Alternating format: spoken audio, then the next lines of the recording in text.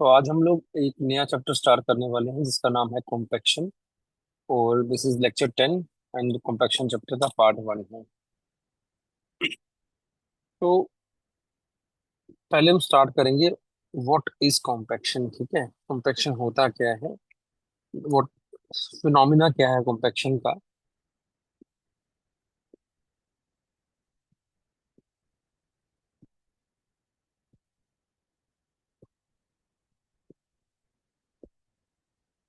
So we need to write down something. पहले मैं समझाऊं उससे पहले मैं कुछ लिखना है, तो पहले हम लिखते हैं। ठीक है।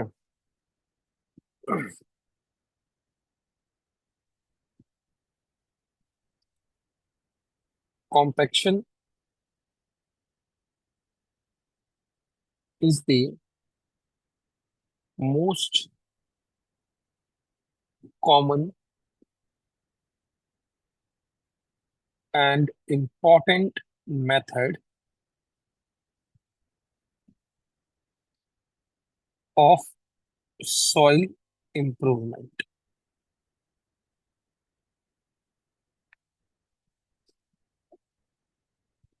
ठीक है, this is point number 1। Point number 2,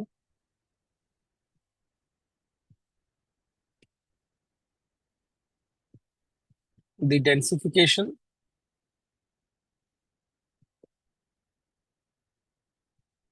the densification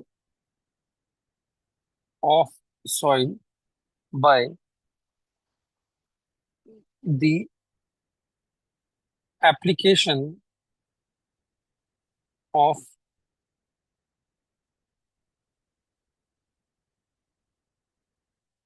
mechanical energy in mechanical energy is called is known as compaction। Point number 2 हो गया। ठीक है, next point, it is the process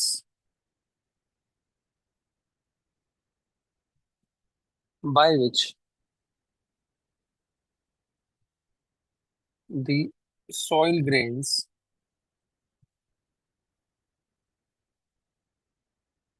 gets get rearranged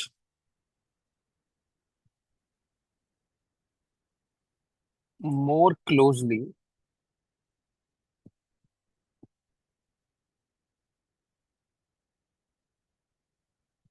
the volume of air gets reduced and the density of soil is increased। ठीक है, ये 3 pointer अपने को लिखने हैं। ठीक है, आप इसको लिख लो साथ साथ में मैं इसको एक्सप्लेन करता हूँ। पहला पॉइंट है, compaction is the most common and important method of soil improvement. मतलब अभी तक हम कॉम्पैक्शन को ये पढ़ रहे हैं कि कॉम्पैक्शन एक कॉमन और एक बहुत ही इंपॉर्टेंट मेथड है किस क्या क्या करने के लिए, सॉइल को इम्प्रूव करने के लिए। तो मकसद यहाँ पर क्या है कॉम्पैक्शन करने का, कि सॉइल को इम्प्रूव करना है। किस तरह से इम्प्रूव करेंगे, सेकंड पॉइंट में देखिए, the densification of soil by the application of mechanical energy is known as compaction. तो चीजें क्लियर हो गई। सेकंड पॉइंट में आप क्या कर रहे हो, सॉइल को डेंसिफाई कर रहे हो, सॉइल की डेंसिटी को बढ़ा रहे हो, इंक्रीज कर रहे हो। तो जब उसकी डेंसिटी इंक्रीज करनी है विद दी पर किसको क्या अप्लाई करना पड़ेगा, एनर्जी अप्लाई करनी पड़ेगी, बाहर से एनर्जी अप्लाई करनी पड़ेगी। उस एनर्जी को हम मैकेनिकल एनर्जी बोलते हैं। इसका मतलब ये है कि कॉम्पैक्शन करवाने के लिए हम खुद से एनर्जी डालते हैं। तो मतलब कि कॉम्पैक्शन एक डेलिब्रेट एफर्ट है। कॉम्पैक्शन क्या है, एक deliberate effort. What is deliberate effort, कि जो हम खुद से करते हैं ना।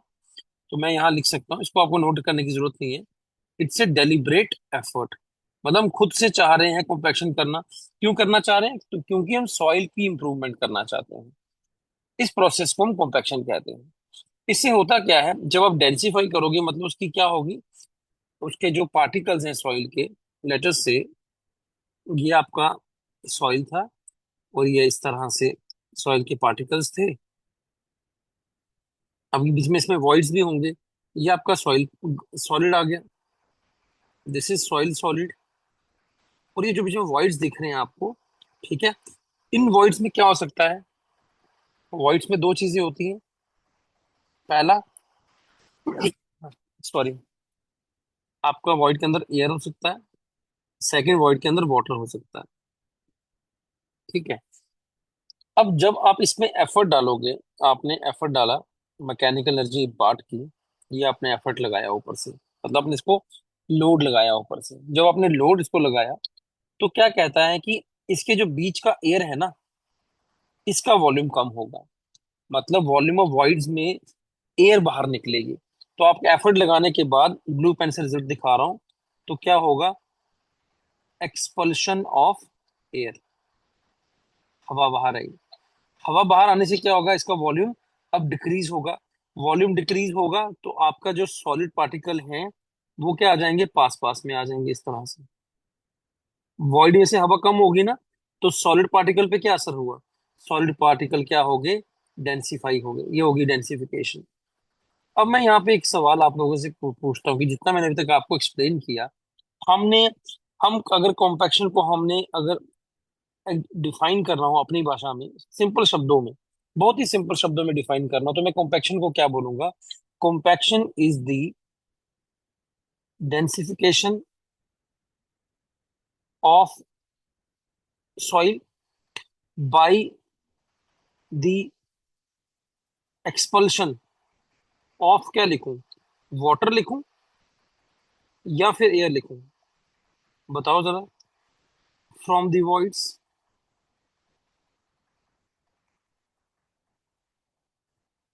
क्या लिखेंगे, कमेंट करना, बोल भी एयर से। सकते हैं।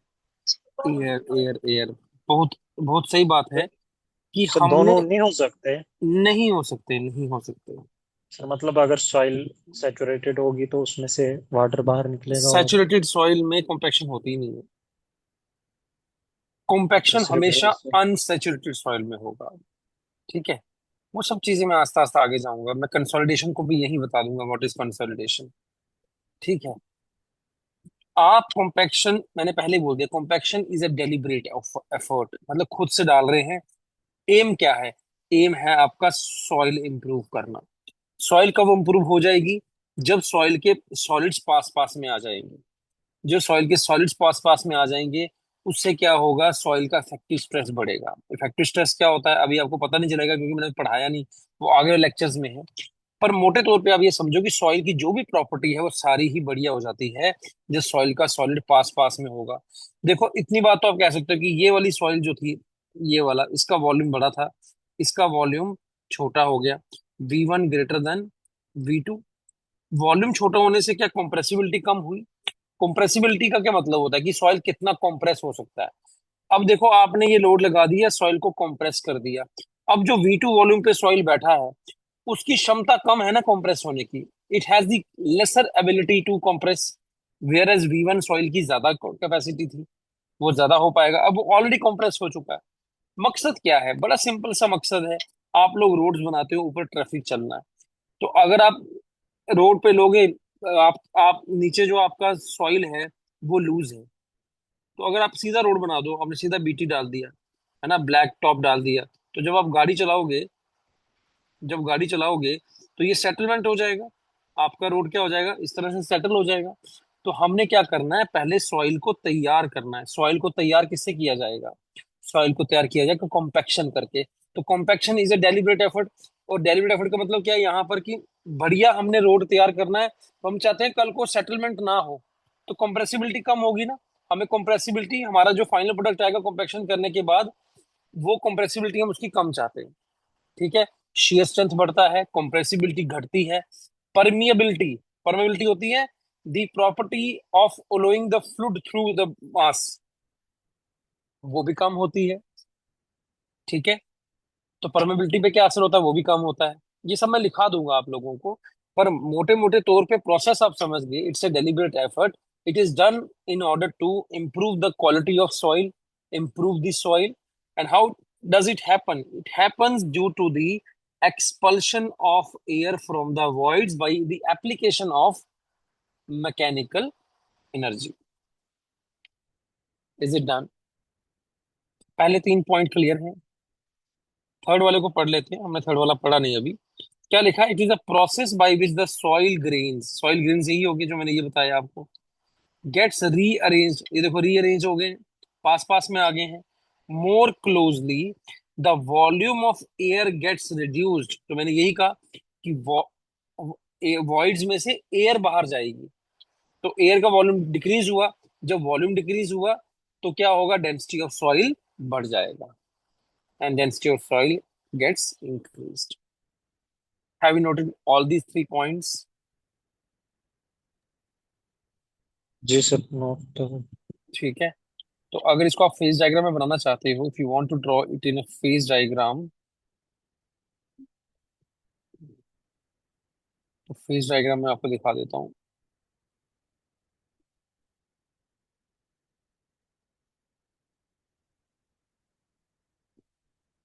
This is solid, this is water, and this is air. This is before compaction.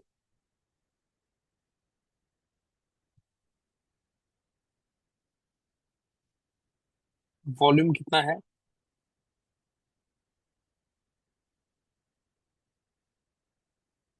Volume है V1। इसको आपने कर दिया कॉम्पैक्शन।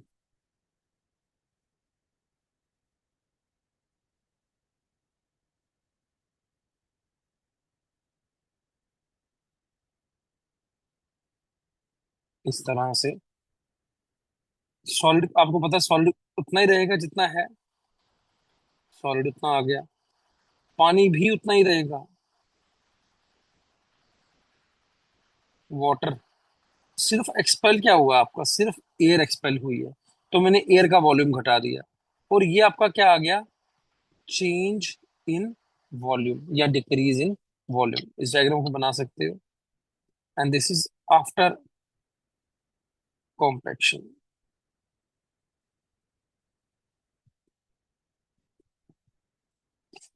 Draw this.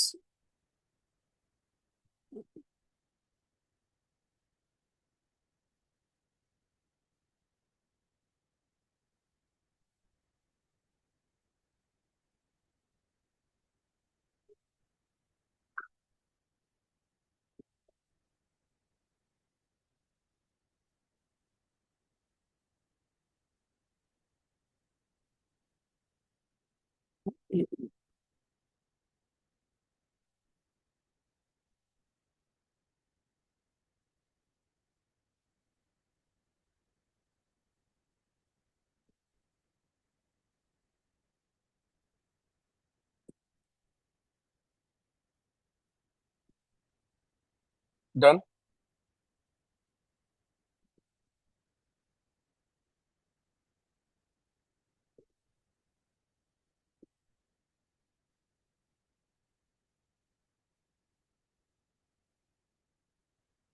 ओके। अब आपने एक चीज यहाँ पे नोट करनी है कि सॉइल आपका कैसा है, ड्राई है, वेट, सैचुरेटेड है, क्या है, सॉइल आपका अनसैचुरेटेड है।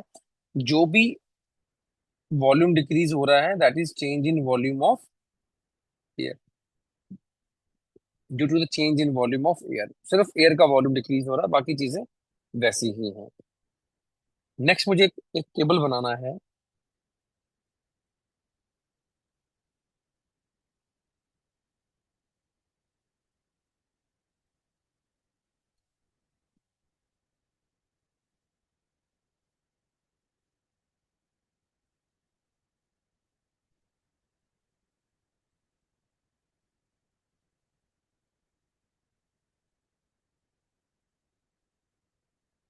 तो ये कंपैरेटिव टेबल है बिटवीन कॉम्पैक्शन एंड कंसोलिडेशन। यहाँ पे ये समझना बड़ा जरूरी है कि कॉम्पैक्शन क्या है, कंसोलिडेशन क्या है, ताकि हमें कोई कंफ्यूजन ना रह जाए कॉम्पैक्शन और कंसोलिडेशन में। ठीक है। पहला पॉइंट लिखेंगे कॉम्पैक्शन के लिए, कॉम्पैक्शन जब करते हैं, देखिए आपने क्या किया, आपने इस तरह का लोड लगाया, है ना। ये लोड लगाने के बाद उसी टाइम पर क्या होगा, ये सॉलिड आपस में पास में चले जाएंगे। तो इसको बोलते हैं इंस्टेंटेनियस प्रोसेस। ये फिनोमिना है, इमीडिएट फिनोमिना। आपने आपने रोड बनाना है, तो रोड के लिए आपको क्या, रोलर चलाना है। रोलर चलाते हैं ना, जिसको हम बोलते हैं स्मूथ व्हील रोलर। ठीक है, रोलर चला तो वो क्या करेगा, मिट्टी जो सबग्रेड को तैयार कर देगा, मिट्टी को क्या कर देगा, कंप्रेस कर देगा। तो एम ही यहाँ पे था कि डेंसिटी को बढ़ाना, कंप्रेस कर दिया। Immediate phenomena. तो पहला पॉइंट लिखेंगे कॉम्पैक्शन में, it is almost and instantaneous instantaneous phenomena. Consolidation का क्या पॉइंट है, कंसोलिडेशन एक ऐसा प्रोसेस है जो इंस्टेंटेनियस नहीं होता, इसको टाइम लगता है। टाइम लगता है। होना क्या है कंसोलिडेशन में, उसमें साथ साथ में समझा देता हूँ। कंसोलिडेशन में आपका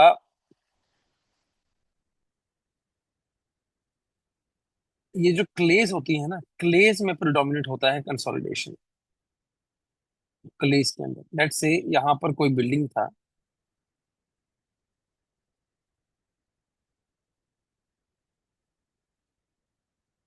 this is footing of A building, ठीक है। इस फुटिंग का क्या होता है, स्प्रेड होता है कि एरिया ऑफ स्प्रेड क्या है इसका। ये इसका एरिया ऑफ स्प्रेड आ गया, ठीक है। अब कल को ऐसा हो सकता है कि यहाँ पर, और ये होता है सैचुरेटेड सॉइल के अंदर। सैचुरेटेड सॉइल के अंदर मतलब है कि अगर मैं ऐसी सॉइल की फेज डायग्राम बनाऊं, तो वो टू फेज बनेगी, सॉलिड और वाटर। जो कंसोलिडेशन का प्रोसेस है, that applies to the saturated soil. अब सैचुरेटेड सॉइल में क्या होता है, पानी होता है, वाटर होता है ना।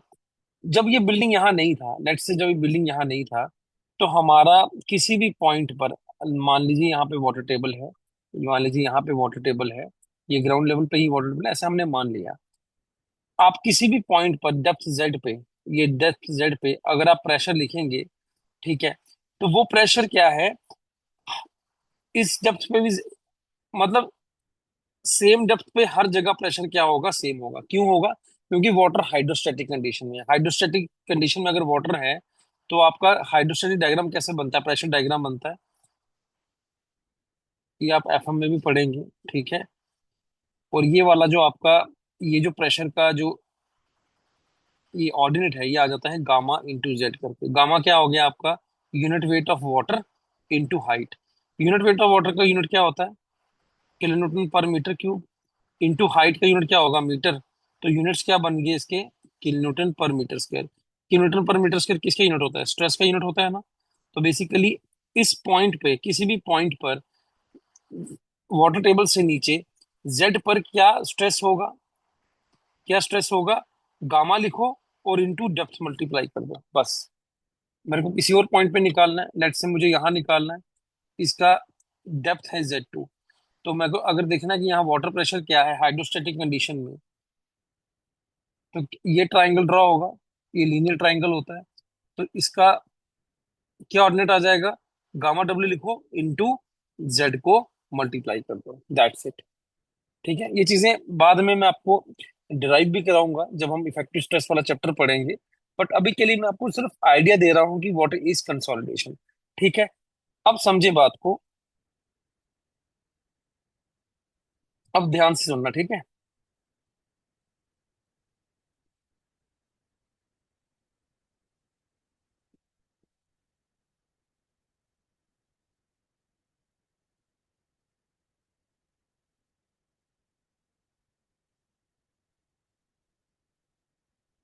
अब ध्यान से सुनेंगे। पहला केस मान लेते हैं, ये केस टू है। केस टू कि बिल्डिंग के नीचे इस तरह से स्प्रेड आ रहा है। केस वन में क्या है कि बिल्डिंग इस लेवल पे बनी है, जेड लेवल पे। और पहले केस में क्या है कि वाटर टेबल भी यहाँ है, और ये जो जेड लेवल है, इधर बिल्डिंग है नहीं। इधर बिल्डिंग है नहीं, तो यहाँ पर जो आपका वाटर प्रेशर होगा इस पूरे डेप्थ पे, उसको हम बोलते हैं स्टैटिक पोर वाटर प्रेशर, यूएस। वो एक जैसा होगा हर जगह, वो स्टैटिक प्रेशर होगा। ठीक है। अब बिल्डिंग बनने के बाद इस पूरे जोन में, इसके पूरे स्प्रेड में, यहां वाला जो प्रेशर है वाटर का, वो बढ़ गया, वो बन गया UXS. UXS pressure, pore water pressure is greater than u static. Static वाले से ज्यादा होगा कि कम होगा? स्टैटिक वाले से ज्यादा क्यों होगा? क्योंकि बिल्डिंग बन गया ना, बिल्डिंग का लोड आ गया। पहले सिर्फ वाटर का कारण, सिर्फ वाटर के कारण यहाँ पे स्ट्रेस था किसी भी डेप्थ पे। अब बिल्डिंग के लोड के कारण भी स्ट्रेस है, तो यू ई हो गया। ठीक है। अब ये यू ई हो गया, इस लोड स्प्रेड के बाहर, बाहर यहां पर तो यूएस ही होगा, इधर भी यूएस होगा। क्या समझे? लेफ्ट साइड में लोड स्प्रेड के बाहर आपका पोर वाटर प्रेशर क्या स्टैटिक है? दोनों साइड पे स्टैटिक है। फिर कई बार क्या होता है हमारा, ये अब क्या सेटअप हो गया, प्रेशर ग्रेडियंट सेटअप हो गया। अंदर वाला प्रेशर ज्यादा, बाहर वाला प्रेशर कम। तो वाटर कैसे फ्लो करता है? High energy to low energy.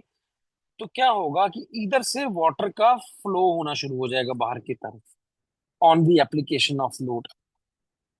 ये फ्लो होना शुरू हो गया। और ये फ्लो की जो, ये जो फ्लो है इसको बोलते हैं हम पानी का निकलना, सीपेज हो रहा है। ये पानी सीप हो रहा है बाहर की तरफ, due to setup of the pressure gradient. और ये क्लेस के अंदर फिनोमिना होता है, क्लेस की परमेबिलिटी होती है बहुत कम। बहुत कम स्पीड से पानी बाहर निकलता है क्लेस में से। हो सकता है ये पानी निकलने में महीनों लग जाएं, सालों लग जाएं, 10 साल लग जाएं, 20 साल लग जाएं। वो डिपेंड करता है क्ले टू क्ले कैसी है। अब मुझे बताएं, दो चीजें मैं यहां पूछूंगा। क्या कंसोलिडेशन भी एक डेलिब्रेट प्रोसेस है या नहीं है? लिखें। Is it a deliberate effort, consolidation? ये जो पानी का बाहर जाना, जब ये पानी यहां से बाहर चला जाएगा ना, जब यहां से पानी बाहर चला जाएगा, जब ये पानी इस तरह से बाहर चला जाएगा, तो आपका जो वॉल्यूम है सॉइल का, मैं स्प्रेड एरिया में बात कर रहा हूँ, लोडेड एरिया में, आपका जो वॉल्यूम है सॉइल का, आपकी फेस जगह में तो दो ही चीजें हैं, वाटर, तो वॉल्यूम डिक्रीज होगा, क्योंकि पानी बाहर चला गया ना वॉल्यूम से। तो पानी डिक्रीज हो गया, सॉलिड तो उतना ही रहा। इधर भी चेंज इन वॉल्यूम आया है, बट इधर जो चेंज इन वॉल्यूम आया है वो वाटर के एक्सपल्शन के कारण आया है फ्रॉम द वॉइड्स। वो किसके कारण आया है? वाटर के एक्सपल्शन के। तो वीडब्ल्यू लिखा मैंने। क्या फर्क समझ गए? कंसोलिडेशन और कॉम्पैक्शन में क्या फर्क है? कॉम्पैक्शन में आपकी क्या एक्सपेल होती है? Air from the voids. Consolidation में क्या एक्सपेल होता है? Water from the voids. आपकी कंसोलिडेशन में जो सॉइल है वो अनसेचुरेटेड है, और जो कॉम्पैक्शन में अनसेचुरेटेड है, और कंसोलिडेशन में क्या है? सेचुरेटेड है। ये, अब मैंने मेरे सवाल का जवाब नहीं आया। कॉम्पैक्शन जो है वो एक डेलिब्रेट एफर्ट है by application of mechanical energy, but consolidation जो है, it is not a deliberate effort, it's a natural process. It's a natural process. Compaction जो है इससे सॉइल इंप्रूव होता है, कंसोलिडेशन से हमें नुकसान होता है। हम स्ट्रक्चर बना देते हैं, उसके बाद इस तरह से प्रेशर ग्रेडिंग के सेटअप होने से पानी निकल जाएगा। तो अगर ये वाला वॉल्यूम डिक्रीज हो गया है ना, ये वाला वॉल्यूम डिक्रीज हो गया, ये वॉल्यूम डिक्रीज होने से होगा क्या? हमारी बिल्डिंग सेटल कर जाएगी, क्योंकि नीचे वाली सॉइल तो बैठ ही गई। वॉल्यूम डिक्रीज होने का मतलब कि सॉइल का बैठना। तो सॉइल जब बैठेगा, हमारा स्ट्रक्चर उस पर एग्जिस्टिंग है, तो that will lead to the tilting of the structure.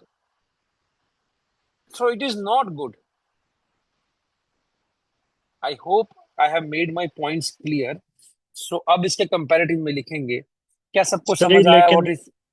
हाँ हाँ, पूछो। सर ये हम्म। बोलो बच्चे सर बोलो। ये लेकिन सर ये बिल्डिंग हमने बनाई ना खुद से, तो ये तो मतलब हमने खुद से डाला ना नो इस नो पे। No no no no no no, आप ये चीज देखो। आप रिजल्ट के बारे में सोचो, ये अच्छी बात हो रही कि गलत बात हो रही है? कंसोलिडेशन तो होना अच्छी, और जरूरी नहीं है हाँ कि जी। कंसोलिडेशन हमेशा ऐसे ही होगा। आपने बिल्डिंग नहीं बनाई, कल को ऐसा हुआ कि ग्लेशियर आ गया, इधर ग्लेशियर की मूवमेंट होगी, सॉइल पे बैठ गया आके ग्लेशियर, तो नीचे सॉइल फिर कंसोलिडेट, वेट पड़ना चाहिए उस पे, सॉइल पे वेट पड़ना चाहिए। वेट नेचुरल भी आ सकता है, अननेचुरल भी आ सकता है। ठीक है, जी। समझ गए? जी सर, क्लियर।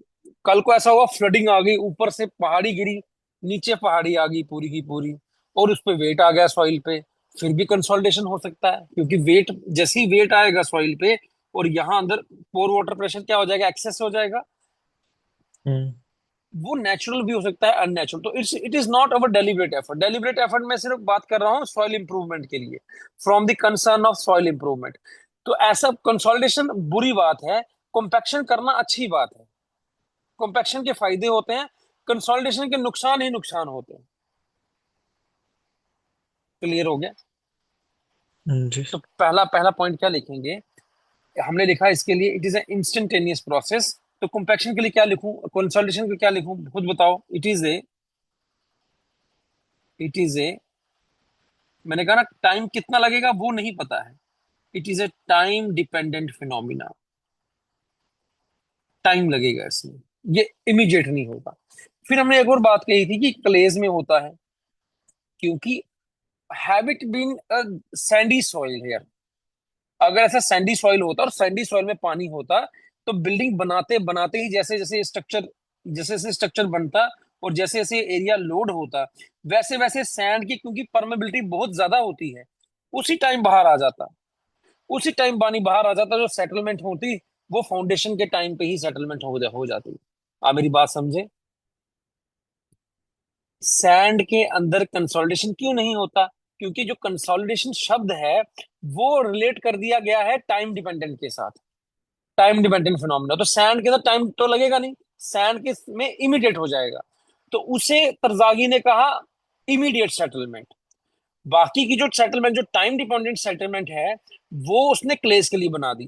तो जो मैं कंसोलिडेशन पढ़ाऊंगा वहां अजम्पशन है तरजागी की कि सैंड के अंदर कंसोलिडेशन नहीं होता, सैंड के अंदर इमीडिएट सेटलमेंट होता है, लोड के लगते लगते ही सैंड आपका सेटल कर जाता है। पर उस सेटलमेंट को कंसोलिडेशन नहीं बोलते। कंसोलिडेशन शब्द का प्रयोग सिर्फ क्लेस के लिए होगा। ठीक है, तो पहला पॉइंट आ गया, it is an instantaneous process, and consolidation is a time dependent phenomena. Minded, this is very important comparison बहुत सारे ऑब्जेक्टिव पेपर्स में, क्योंकि जेई लेवल का पेपर होगा, तो छोटी छोटी बातें पूछने की ज्यादा चांस है। Second point,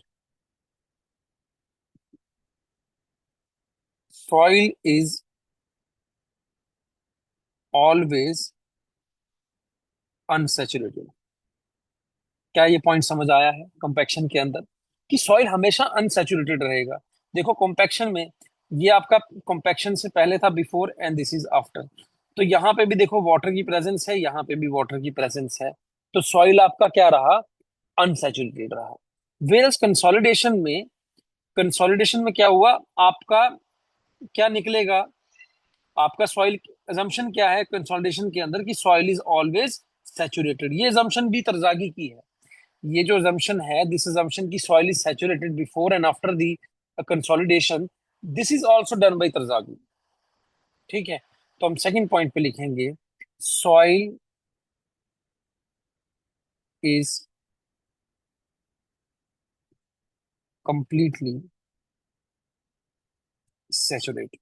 third point,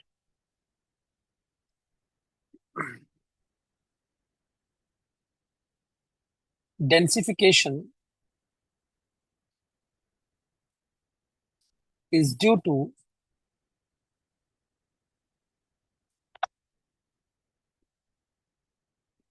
densification is due to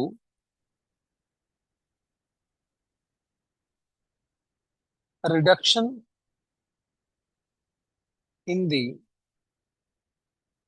volume of air voids. ठीक है, ऐसा भी लिख सकते थे, reduction in volume of the air voids, की वॉल्यूम ऑफ एयर वॉइड्स कम हुए, या एक्सपल्शन ऑफ भी लिख सकते हैं, मैं एक्सपल्शन ही लिख देता हूँ, is due to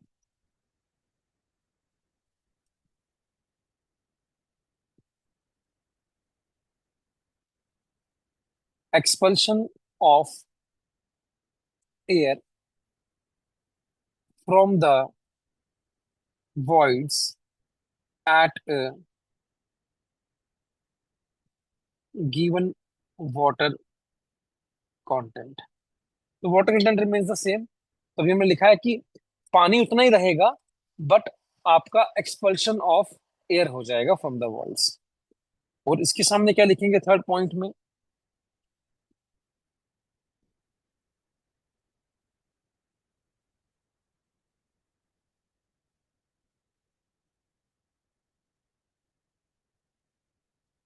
volume reduction is due to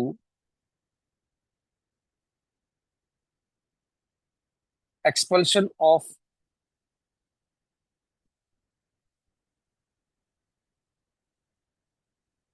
excess pore water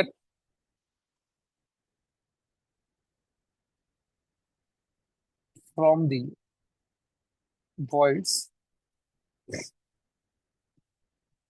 access pore water लिखा है कि जो पोर वाटर, और देखो ऐसा क्यों लिखा मैंने यहाँ पर, वेट अ सेकेंड।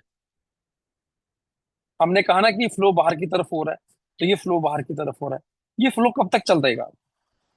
ये फ्लो तब तक चलेगा जब तक बाहर का प्रेशर और अंदर का प्रेशर फिर से बराबर नहीं हो जाता, फिर से यू स्टैटिक रीच नहीं हो जाता। तो तब तक चलेगा। तो जैसे ही बाहर का और अंदर का प्रेशर सेम हो जाएगा, तो ये फ्लो बंद हो जाएगा, दिस फ्लो विल स्टॉप। तो हमने तभी लिखा volume reduction is due to expulsion of excess pore water pressure. Excess शब्द का तभी मैंने यूज किया, जैसे ही वो स्टैटिक होगा तो वो वॉल्यूम रिडक्शन होना कब बंद हो जाएगा।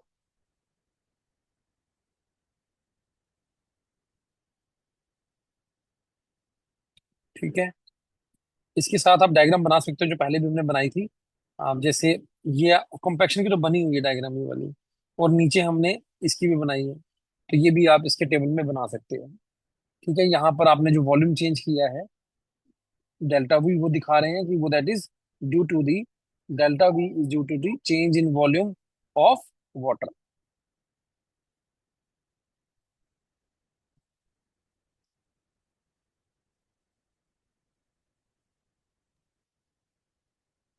सर ये नीचे वाला दिखाइए इधर। ये वाला, सर वो टेबल जो मैं, जी सर। ये सर ऊपर जो ये टेबल बनाया ना अपनी।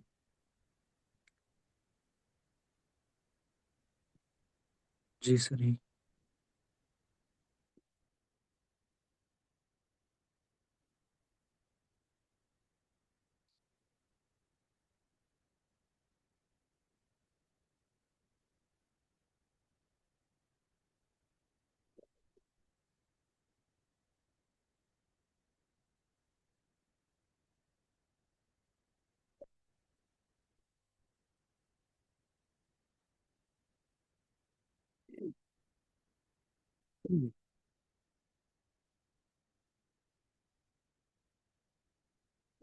हो गया।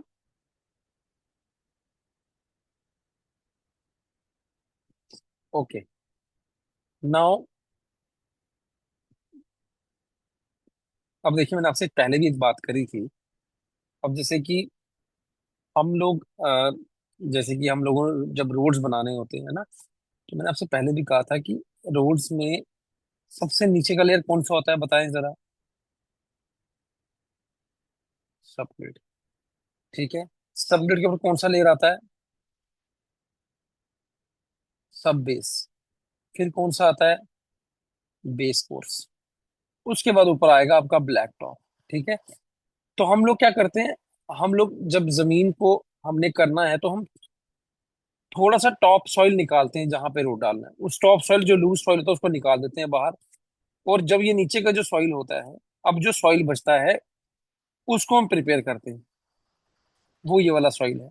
नीचे का सॉइल जो उसको प्रिपेयर करते हैं, ये जो आपका सब बेस और बेस कोर्स है, ये तो आपका जिसमें एग्रीगेट यूज होते हैं, ये वो है, ये आप हाईवे में पढ़ोगे। उसके ऊपर फिर ब्लैक टॉप आता है। तो जब हम कॉन्ट्रैक्टर को बोलते हैं, अब ये सारा काम हम लोग कराते हैं बीइंग ए गवर्नमेंट क्लाइंट। जैसे आप गवर्नमेंट इंजीनियर बनोगे, तो बीइंग ए गवर्नमेंट क्लाइंट आप रोड बनवा रहे हो, तो आपको, आपने रोड बनवाना है। आपका जब अलॉटमेंट होगा कंट्रैक्टर को, टेंडर निकलता है ना, टेंडर के बाद अलॉटमेंट होता है कंट्रैक्टर को। तो जो कॉन्ट्रैक्टर का अलॉटमेंट होगा, उसमें ये चीज मेंशन होगी कि आपने सबग्रेड को कितना कॉम्पैक्ट करना है। अब मैंने कॉन्ट्रैक्टर को समझाना है, या टेक्निकली इसको समझाने का तरीका होता है गामा डी। गामा डी आपका होता है ड्राई यूनिट वेट, मैंने पढ़ाया आपको ड्राई यूनिट वेट। तो जब हम कॉम्पैक्शन की बात करेंगे तो हम गामा डी की बात करेंगे। कहने का मतलब ये है कि जितनी भी हमने डिग्री ऑफ कॉम्पैक्शन बतानी है सॉइल की, वो मेजर किससे की जाती है, गामा डी से। ठीक है, हम उसको बोलेंगे कि आपने, मान लीजिए, 25 kilo newton per metre cube gamma D obtain करके देना, 25। जब ये सब ग्रेड लूज हो सकता है ये 16-17 पे ही हो, और हम उसको बोलेंगे तूने 25 का बना करके देना है by the passage of roller. उसमें रोलर का वेट भी लिखा जाएगा, और उस रोलर का वेट लिखा जाएगा, उस रोलर के पासिस लिखे जाएंगे, और वाटर कंटेंट लिखा जाएगा, कितना वाटर कंटेंट पे होना चाहिए। ठीक है, फिर ये आपका कॉन्ट्रैक्टर रोलर मार दिया, उसने बोला कि सर मैंने रोलर मार दिए हैं, हमने सबग्रेड प्रिपेयर कर दिया। ये आपकी पहली लेयर है, आपकी सबग्रेड प्रिपेयर हो गई। अब आप कैसे चेक करोगे, हाउ विल यू चेक कि ये कैसे, इसकी कॉम्पैक्शन हुई है कि नहीं। देखने में तो आपको कॉम्पैक्शन लगेगी क्योंकि रोलर चला है, पर जितनी कॉम्पैक्शन चाहिए थी उतनी हुई है कि नहीं हुई है, उसके लिए हम लोग सैंड रिप्लेसमेंट मेथड करते हैं। कुछ याद आया? Chapter 1, sand replacement method. उसे क्या करेंगे, आपका सॉइल बाहर निकालेंगे, उसकी जगह ऐसे करके जो इक्विपमेंट था हमारा सैंड रिप्लेसमेंट वाला, जिसमें कोन होता था, volume of cone, initial reading minus final reading minus volume of cone, जो सैंड का वॉल्यूम लगा, वॉल्यूम आपको यहां से मिलेगा, वेट आपको यहां से मिलेगा, तो गामा टी बन गया। Gamma T weight upon volume, ये आपका गामा टी निकला। फिर दूसरा फॉर्मूला लगाएंगे, gamma D equal to gamma T 1 + W, water content. तो वाटर कंटेंट भी साइड पे निकाल लेंगे मेथड से। तो जब वाटर कंटेंट निकालेंगे, गामा टी निकालेंगे, तो आपका गामा डी आ जाएगा। तो आप इस तरह से चेक कर पाओगे कि आपका रोड का जितना रिक्वायर्ड आपका कंपैक्शन था हुआ है कि नहीं हुआ। तो डिग्री ऑफ डेंसनेस मेजर करने के लिए, डिग्री ऑफ कॉम्पैक्शन मेजर करने के लिए, which unit weight has been given the criteria, it is gamma D. बात समझे? ठीक है, तो नेक्स्ट पॉइंट लिखना था जो मैंने, इसको नोट में लिख लो, राइट डाउन इन नोट।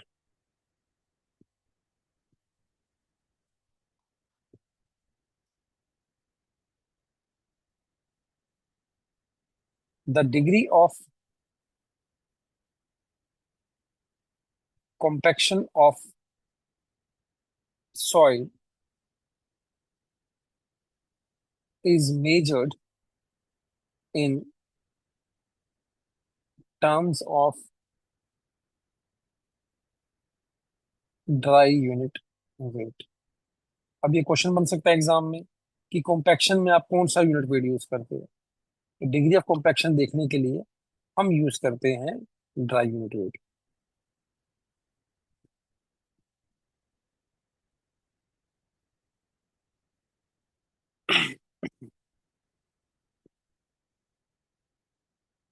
ठीक है, नोट में ही सेकंड पॉइंट लिखेंगे,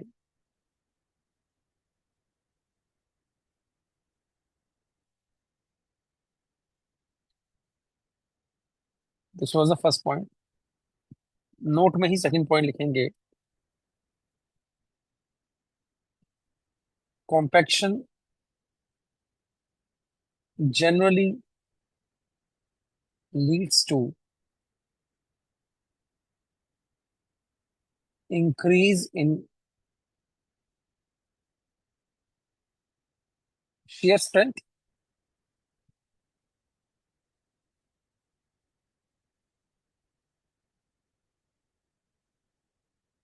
रिडक्शन इन, अब रिड्यूस क्या करेगा, मैंने आपसे बताया था कॉम्प्रेसिबिलिटी को रिड्यूस करेगा। कॉम्प्रेसिबिलिटी का मतलब होता है कि कितना कॉम्प्रेस हो सकता है, मतलब कितना वर्टिकल डिफॉर्मेशन हो सकता है, कितना वॉल्यूम चेंज हो सकता है। अब जब आपने कॉम्पैक्शन कर ही दिया होगा एक बार अच्छे से, तो आगे फर्दर वो कॉम्प्रेस नहीं होगा इतना इजिली जितना पहले हो सकता था, तो रिडक्शन हो गया कॉम्प्रेसिबिलिटी में। और क्या था, और क्या रिड्यूस करेगा, मैंने आपको बोला था, and permeability. and permeability of the soil.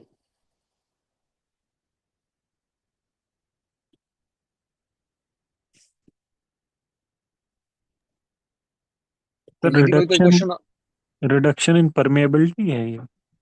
हाँ, परमेबिलिटी है। परमेबिलिटी क्या होता है?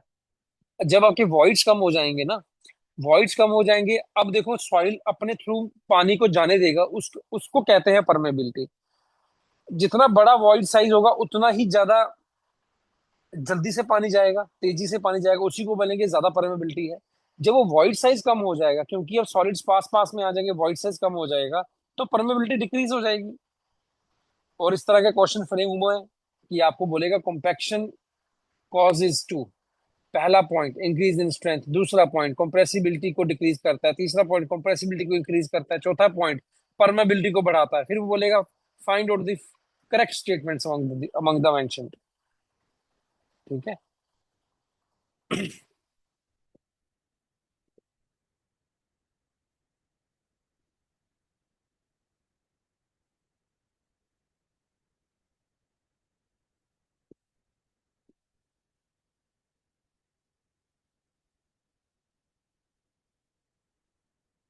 डन।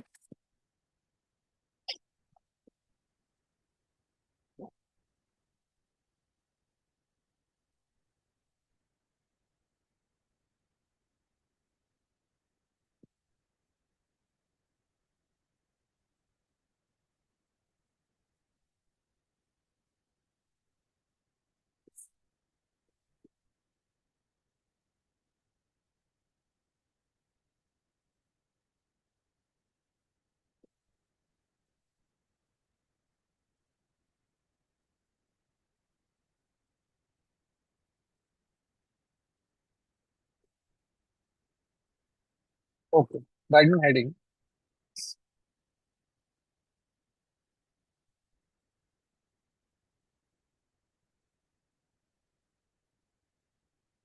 कॉम्पैक्शन ऑफ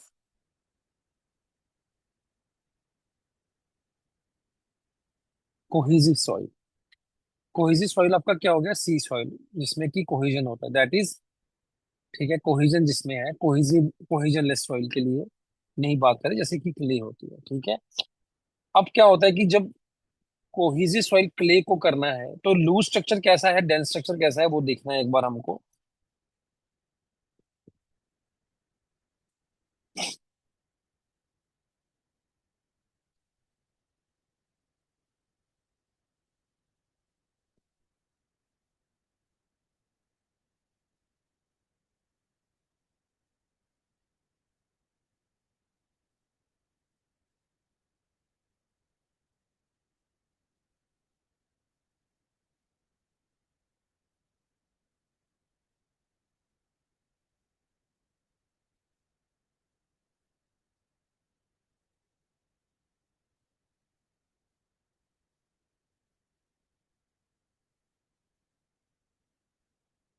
अगर इस ओरिएंटेशन को देखोगे, तो ये ओरिएंटेशन है एज टू एज। ये पार्टिकल बनाए हैं मैंने, ठीक है, क्ले के। ये एज टू एज है। या फिर ये एज टू फेस आ गई, सेंटर में आ रहा ना, ये भी एज टू क्या है, फेस है। ये और ये कैसी है, एज टू एज। ये कैसी है, edge to face. This one is also edge to face, edge to face, edge to edge, edge to face है। ये एज टू एज है ना। तो ये जो कॉन्फ़िगरेशन होती है, ये हमारा आता है लूज स्ट्रक्चर ऑफ क्ले। ऐसी आर्बिट्रेरी है ना, रैंडम है। लूज स्ट्रक्चर ऑफ क्ले, इसे हम बोलते हैं फ्लॉकुलेटेड स्ट्रक्चर। Flocculated structure. तो क्ले लूज पैकिंग में कैसा है, फ्लॉकुलेटेड। ठीक है। और इसकी कैसी कॉन्फ़िगरेशन है, face to, face to edge, या फिर एज टू एज। ठीक है। This is the loose structure of clay. आपकी जो सैंड होती है ना, सैंड को तो आप वाइब्रेशन दे दो तेज, उसको मतलब वाइब्रेशन से ही आप उसको कॉम्पैक्ट कर सकते हो। सैंड वाइब्रेशन से भी कॉम्पैक्ट हो जाती है। बट ये जो क्ले है ना, ये वाइब्रेशन से कॉम्पैक्ट नहीं होगी, क्योंकि इसके अंदर क्या है, इलेक्ट्रोस्टैटिक फोर्सेस होती है। क्ले के अंदर कोहिजिवनेस होती है, इलेक्ट्रोस्टैटिक फोर्सेस होती हैं अट्रैक्शन की, और ये बहुत जोरदार फोर्स होती है, इसको आप वाइब्रेशन से नहीं तोड़ पाओगे। तो इसमें इसको कॉम्पैक्ट करने के लिए हमें कुछ ऐसा अरेंजमेंट चाहिए कि जो इसके ये फेस टू एज को तोड़ करके एक ऐसा स्ट्रक्चर बना दे। कैसा, देखें, इस कॉन्फ़िगरेशन में ले आए। अब ये रैंडम नहीं रहा। इस अब ये जो कॉन्फ़िगरेशन है इसे बोलते हैं डिस्पर्स्ड स्ट्रक्चर। जैसे मैंने लिखा ना फ्लॉकुलेटेड, तो फ्लॉकुलेटेड का उल्टा है डिस्पर्स्ड स्ट्रक्चर। Disperse structure.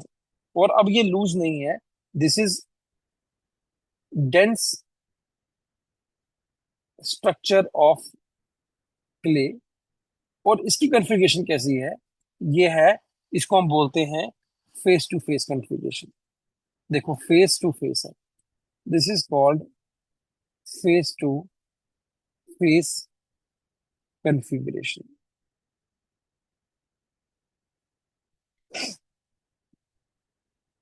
ठीक है, अब इसके नीचे ये नोट करने के बाद इसके नीचे एक पॉइंट लिखेंगे।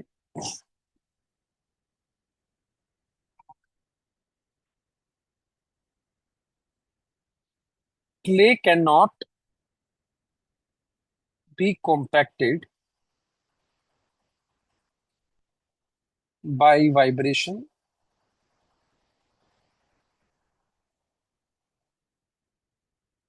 Because of electrostatic bonding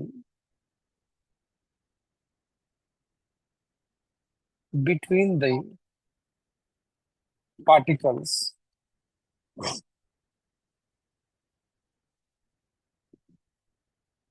2 minute hold कर रहा हूँ मैं क्लास ना, I have to take this call. आप लोग लिखिए तब तक।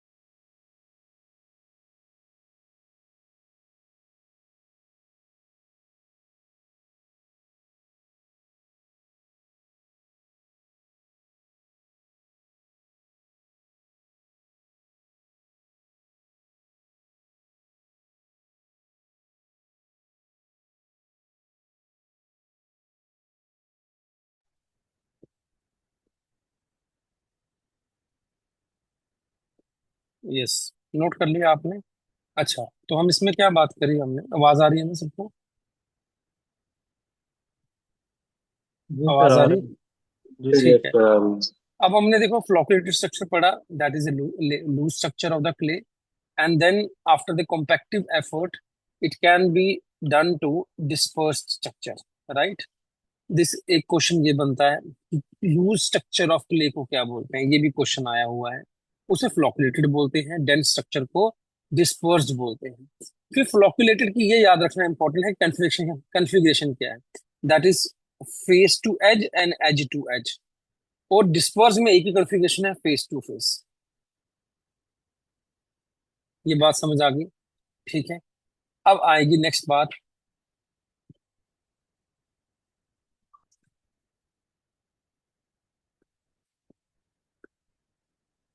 अच्छा, अब नेक्स्ट बात आगे देखो क्या लिखा है, clay can not be compacted by vibration. Vibration से आप सिर्फ सैंड को कर सकते हो compact, because of the electrostatic bonding between the particles. Hence, for compacting clays, the position of particles must be changed by forcing the contact points along the adjacent surface to position nearly more parallel with the reduced voids. तो अब देखो यहाँ पर जो position है, ये parallel configuration भी कहते हैं, है ना, पैरेलल है ना ये, this is also called parallel configuration. तो यहाँ का कॉन्टैक्ट पॉइंट तोड़ना है by action of mechanical energy, और उसको ऐसा बनाना है, ये बनाने को एफर्ट ज्यादा लगता है। ठीक है, तो इसमें ये बात हो रही है, इतना एफर्ट वाइब्रेशन से नहीं इम्पार्ट कर पाते हैं, that is why it is can not be done through vibration. इतना सा इसको नोट करना। यहाँ पे कोई डाउट?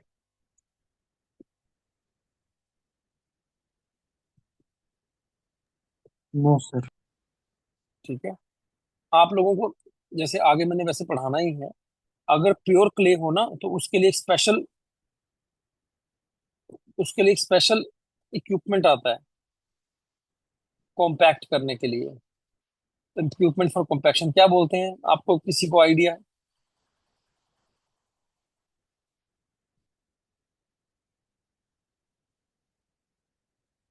शीट फुट रोलर, इसको बोलते हैं शीट फुट रोलर। नॉर्मल जो रोलर होता है उससे हम बोलते हैं स्मूथ व्हील रोलर, जो रोड्स पे चलता है। वो लगभग हर तरह की सॉइल पे चलता है, क्रश्ड रॉक्स पे ज्यादा चलता है, जैसे रॉक्स पत्थर वत्थर होता है ना, उस पे चलता है वो। पर ये जो क्ले का काम है, जो क्ले का जो रोलर है उसको बोलते हैं शीप फुट रोलर। अगर मैं यहाँ आपको दिखा पाऊँ,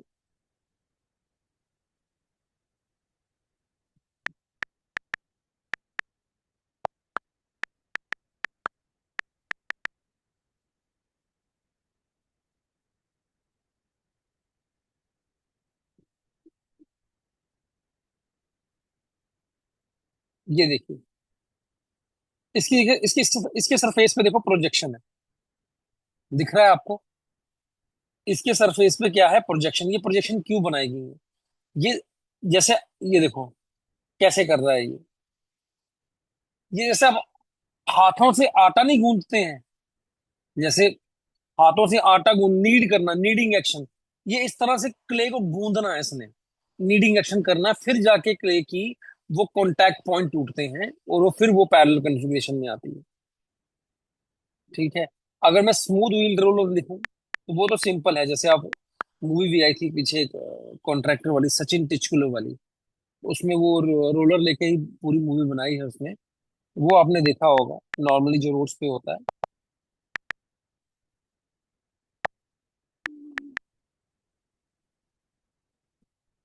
ठीक है। अब देखिए इस रोलर पे, ये जो रोलर है, इसका टायर देखो फ्लैट है, इस पे कोई प्रोजेक्शन नहीं है। ठीक है। तो इसमें देखो लिखा भी है, फ्लैट टू कॉम्पैक्ट में फ्लैटेंड सॉइल, ग्रेवल, सैंड और एसफॉल्ट। तो जहां एसफॉल्ट का यूज करते हैं, उसके अंदर एसफॉल्ट में होता क्या है, डालते किस में, लुक किस में डालते हैं, ऊपर पत्थर के ऊपर डालते हैं ना, क्रश्ड ग्रेवल्स के ऊपर, क्रश्ड रॉक्स के ऊपर, तो उसमें ये चल पड़ता है। ठीक है।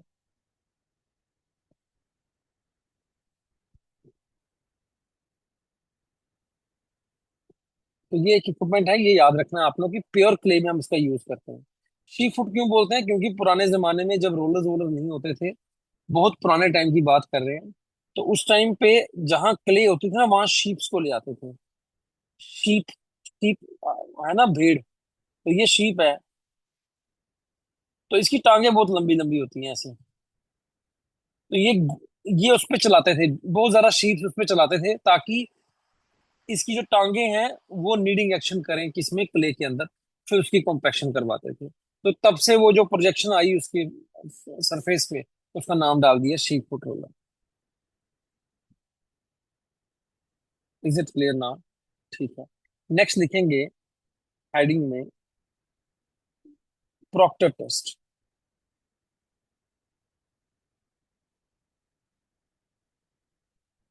Procter test. अब ये प्रॉक्टर जो है ये भी एक साइंटिस्ट हुए। इन्होंने काम किया कॉम्पैक्शन पे। आर आर प्रॉक्टर इनका नाम था। ठीक है। और यूएस के अंदर थे ये। तो इन्होंने क्या किया, इन्होंने रिलेशनशिप एस्टेब्लिश किया between the soil moisture content and the degree of dry density to which the soil can be compacted. कहने का मतलब ये, इन्होंने एक इस तरह का रिलेशनशिप दिया।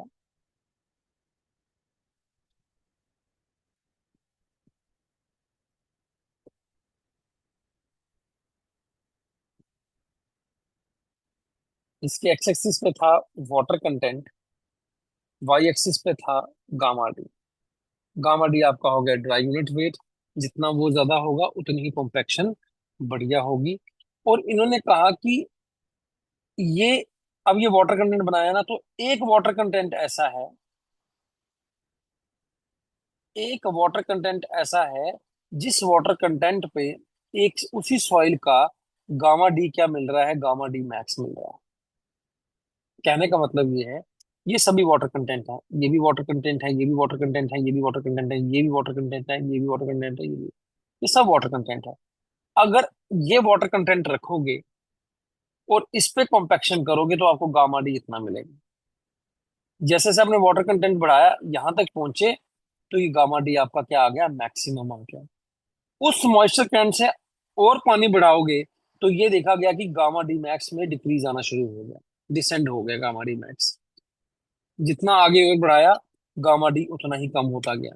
मतलब there is a unique water content जिस पर गामा डी मैक्स पा सकते हैं हम लोग। और इस वाटर कंटेंट को कहा जाता है O M C. O M C का मतलब है ऑप्टिमम मॉइस्चर कंटेंट। तो ये जो काम किया है ये प्रॉक्टर ने किया है। ओएमसी का जो कॉन्सेप्ट दिया है गामा डी मैक्स के साथ, that is done by the Proctor. तो इसके लिए लिखेंगे हम लोग, पहले तो इसको ड्रॉ कर लीजिए फिगर को। तो साथ में लिखना है एज पर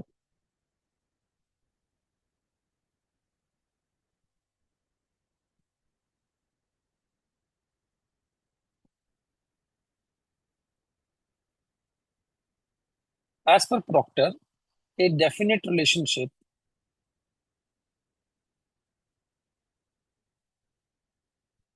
exists between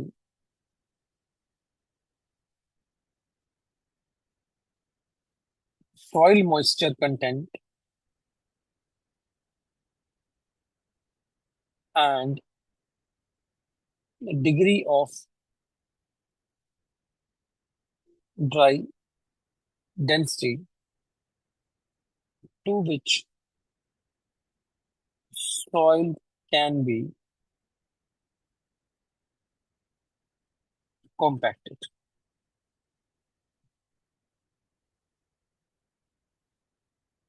For a specific amount of compaction energy,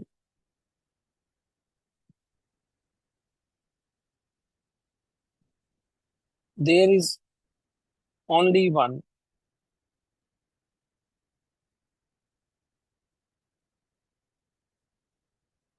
moisture content, OMC, at which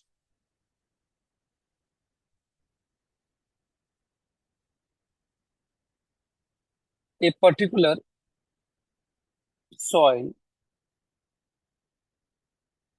attains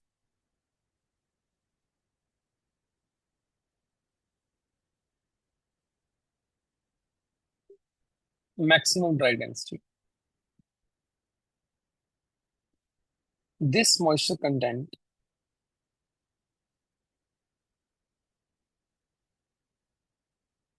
is called optimum moisture content.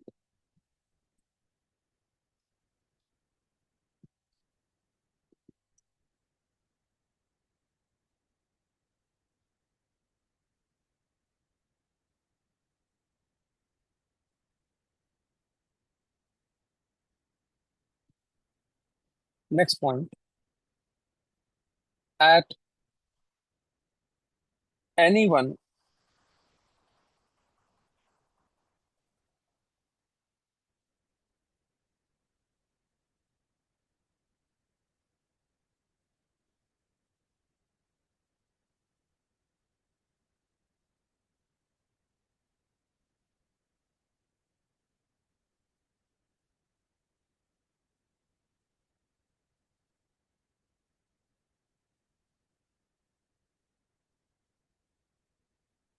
Third point को निगलेक्ट कर दो फिलहाल के लिए, only right first two points.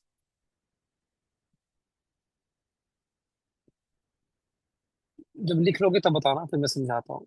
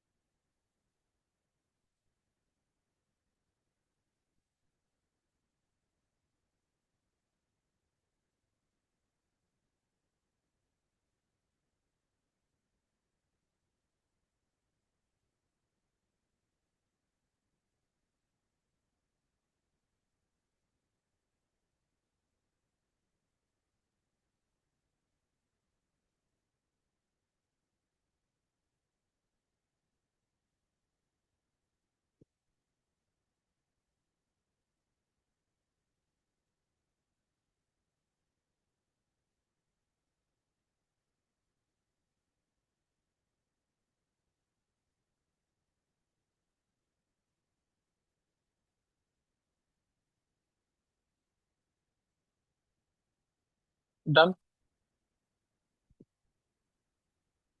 Okay, अब इसमें क्या है, बेसिकली ये जो ग्राफ इसने बनाया ये ऐसे ही नहीं आ गया, इसके पीछे पूरे टेस्ट हैं। वो जो टेस्ट हम कंडक्ट करते हैं उसको बोलते हैं स्टैंडर्ड प्रॉक्टर टेस्ट, ठीक है। वो भी डिस्कस करेंगे थोड़ी देर में। तो पहले क्या कह रहा है वो देख लेते हैं। तो हमने ग्राफ समझ लिया था कि एक ओएमसी आएगा, उसी पे गामा डी मैक्स होगा, इसके पीछे या आगे और वाटर कंटेंट्स पे आपको गामा डी मैक्स नहीं मिलेगा। गामा डी मैक्स सिर्फ एक वाटर कंटेंट में मिलेगा। और ये जो ग्राफ है ये एक एनर्जी का ग्राफ है। मतलब आपने कोई एनर्जी फिक्स की होगी ना। अब आप रोलर चला रहे हो, तो मैंने कहा था कि रोलर का कौन कितने पास आएंगे और रोलर का कितना ही वेट होगा, वो भी कॉन्ट्रैक्ट डॉक्यूमेंट में मेंशन होता है, ठीक है, अलॉटमेंट में मेंशन होगा। उसी तरह से जब हम लेबोरेटरी में टेस्ट करेंगे स्टैंडर्ड प्रॉक्टर टेस्ट, तो उसमें एक वेट का फ्री फॉल, उसमें इम्पैक्ट टेस्टिंग करते हैं। एक इस तरह का मोल्ड होता है, उसको हम पिस्टन बोलते हैं ना। उसमें हम सॉइल की लेयर भरते हैं, 3 5 जो भी है। फिर ऐसे एक हैमर होता है, उस हैमर को खींच करके ऊपर लाते हैं और उसको फ्री फॉल करते हैं। तो वो हैमर फ्री फॉल जब ऐसे होता था अंदर चला जाता है ऐसे करके। तो ये एक ब्लो मारता है नीचे वाली सॉइल को जाके, जैसे पहली सॉइल आपने भरी, पहली लेयर भरी, तो ये हैमर है अंदर इस तरह से। इस हैमर का कुछ वेट होगा, तो इसको खींच करके ऊपर लाया गया अपने हाथ से, जैसे ही मेरा हैंड है तो मैं खींच करके, पहले ये इधर पड़ा नीचे, इसको मैं खींच करके ऊपर लेके गया पुल करके। फिर मैंने, अब इसको क्या फ्री फॉल मिल गया, तो ये इसकी फ्री फॉल हाइट होगी। इसको फ्री फॉल मिल गया, तो ये इसको छोड़ेंगे तो ये एकदम से गिरेगा इस पे सॉइल पे, तो ये इम्पैक्ट लोडिंग होगी। तो इस तरह के 25 को हम 25 इसको ब्लोज देंगे। फिर हम दूसरी लेयर भरेंगे, उसको ब्लो देंगे, फिर तीसरी लेयर भरेंगे, फिर उसको ब्लो देंगे। तो ये मोल्ड है, मोल्ड का कितना वॉल्यूम है, आपकी जो सॉइल है वो 3 लेयर में भरी जाती है, ये भी मैं डिस्कस करने वाला हूँ। बट कहने का मतलब ये है कि जो मैंने इसका जो वेट है, जिस वेट, अब इसने वेट से गिरना ना, तो जैसे ही मैं इसको उठा रहा हूँ ऊपर, जैसे मैं इसको ऊपर उठा रहा हूँ, तो इसको फ्री फॉल कराना, तो वो एनर्जी स्टोर होगी उसमें, उसी एनर्जी से आगे वो नीचे गिरेगा। तो एनर्जी डिफाइन है। कहने का मतलब ये कि आप किससे किस एनर्जी से कर रहे हो, उस एनर्जी के हिसाब से एक गामा डी मैक्स मिलता है, एक ओएमसी मिलता है। आप कल को एनर्जी चेंज भी तो कर सकते हो, आप E1 से बड़ी एनर्जी भी लगा सकते हो। आपने क्या किया, बड़ा हैमर ले आए। तो जब आप बड़ा हैमर ले आओगे तो हो सकता है कि उतना वाटर कंटेंट की अब जरूरत ना पड़े, कम वाटर कंटेंट पे ही आपको गामा डी मैक्स मिल जाए। और जो गामा डी मैक्स मिले, क्योंकि हैवी वेट यूज किया, अब सॉइल पार्टिकल और ज्यादा पास में चले गए और एक डेंसर पैकिंग में चले गए। तो इसमें ये देखा गया है, ये हमने पढ़ना है वैसे आगे भी, इसमें ये देखा गया कि ये जो कर्व है ये इस तरह से शिफ्ट होता है, इस तरह से शिफ्ट होता है, ये टूवर्ड्स लेफ्ट, देखो टूवर्ड्स लेफ्ट को शिफ्ट हो गया और अपवर्ड शिफ्ट हो गया, अपवर्ड्स। और एनर्जी E2 लगाई, E2 एनर्जी जो है E1 से बड़ी है। अब देखो गामा डी मैक्स जो मिला नया, वो पहले वाले गामा डी मैक्स से ज्यादा है। और इसका जो मॉइस्चर कंटेंट है OMC, वो पहले वाले OMC से कम है। OMC2 is less than OMC1, क्योंकि एनर्जी बड़ी कर दी ना। तो कहने का मतलब ये जो हमने एक ग्राफ बनाया था ये वाला, this is unique to one energy, this is unique to one energy. तो ये मैं इसको मिटा देता हूँ फिलहाल के लिए। मैं सिर्फ बात समझा रहा था, इसको आगे मैं लिख पाऊंगा अभी। तो बात समझने की आगे ये थी। अब देखो, एज पर प्रॉक्टर एक डेफिनेट रिलेशनशिप एग्जिस्ट करता है सॉइल मॉइस्चर कंटेंट के, ये आपका मॉइस्चर कंटेंट आ गया, and degree of dry density के बीच में, गामा डी में। हाँ, तो ये रिलेशन वही दिख रहा है। फिर कहता है for a specific amount of compaction energy, जैसे कि मैंने E1 फिक्स कर दी, there is only one moisture content, इस एनर्जी पे सिर्फ एक ही मॉइस्चर कंटेंट होगा जिसे मैं OMC कहूंगा, जिसमें वो पर्टिकुलर सॉइल एक मैक्सिमम ड्राई डेंसिटी अचीव करेगा, यानी कि गामा डी मैक्स अचीव करेगा। This moisture content is called as optimum moisture content. Very easy language. क्या किसी को और कोई डाउट है? प्रोसीजर क्या है वो भी मैं दिखा दूंगा। वेट कितना होगा, फ्री फॉल कितना होगा, that would be taken care of. यहाँ पे इस पॉइंट पे कोई आपको डाउट नहीं होना चाहिए।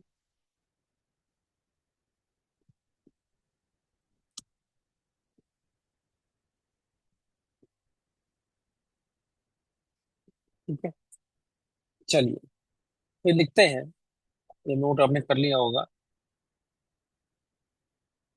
ये है टेस्ट, जिसको बोलते हैं हम लोग।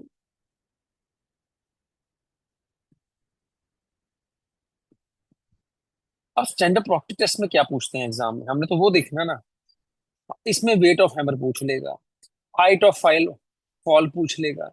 ठीक है, तो ये सब बातें इसमें ध्यान रखना है। पहले बात, वेट ऑफ हैमर कितना यूज होगा। वेट ऑफ हैमर इसमें यूज होगा 2.495 केजी, 2.495 केजी। अगर इसमें पाउंड्स में बात करूं तो 5.5 lbs। Second point,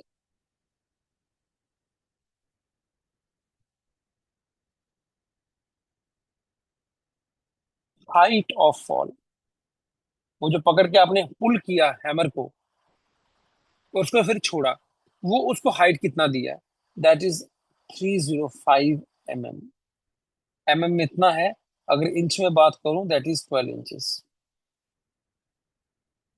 third point, वो जो वॉल्यूम ऑफ मोल्ड है जिसमें आप मिट्टी भरते हो लेयर्स में, वो वॉल्यूम ऑफ मोल्ड क्या है, कंटेनर, उस कंटेनर का वॉल्यूम कितना है, 944 क्यूबिक सेंटीमीटर, 944 cc। ठीक है, अब इसमें जो मोल्ड है उसका लिख देता हूँ, mould is filled up with soil in 3 layers।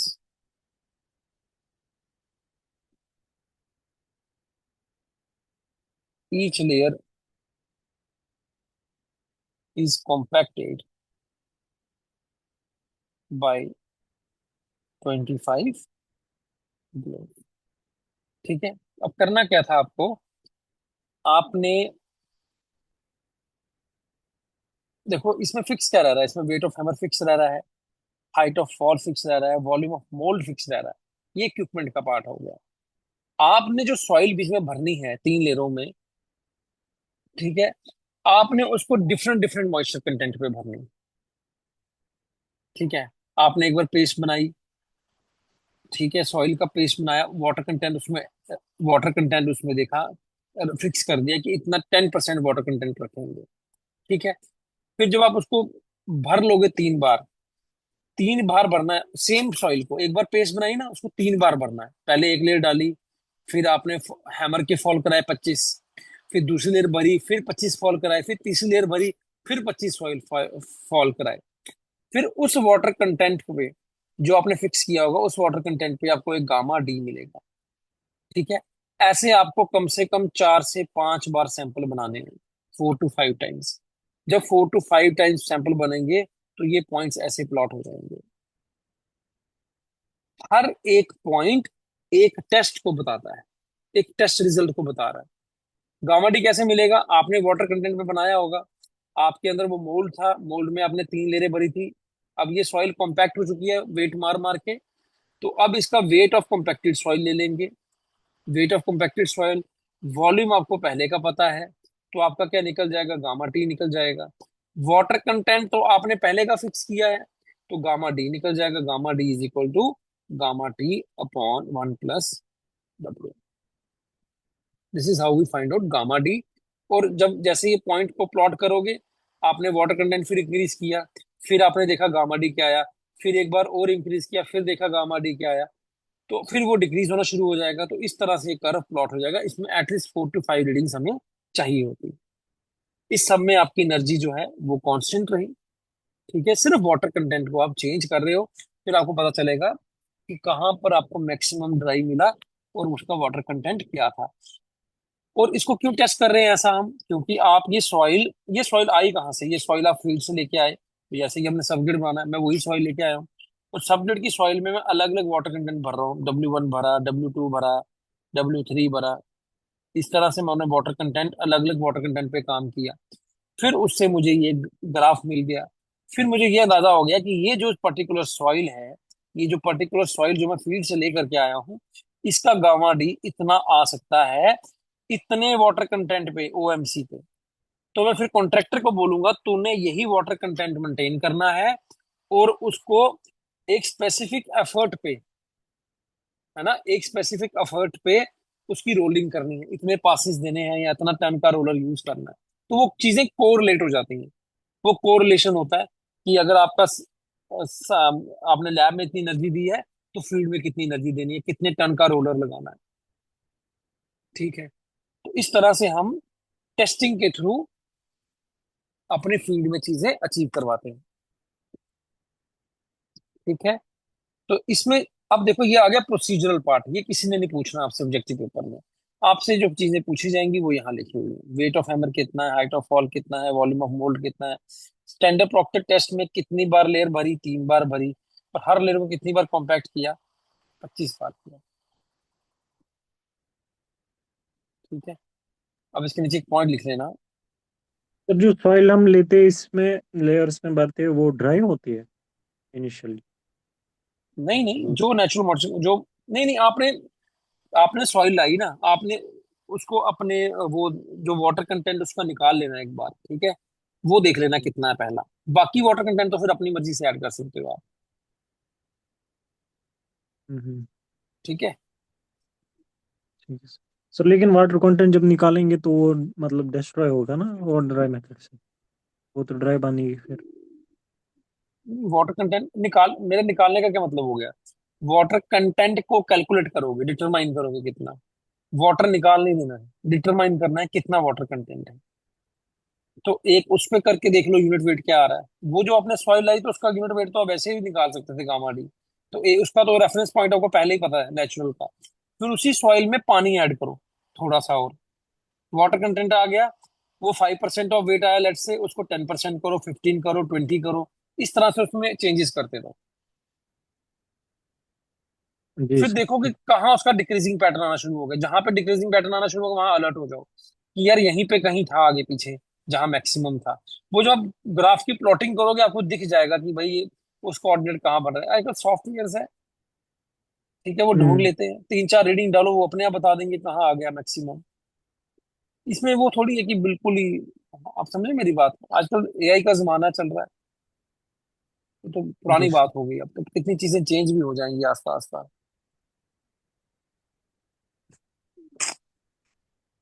ठीक है, टेस्ट इज रिपीटेड एट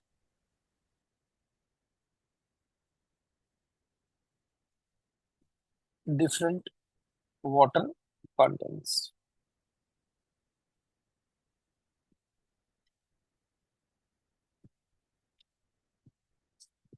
आप चाहते हैं मैं इसका थ्योरी लिखूं, but it would just be waste of time.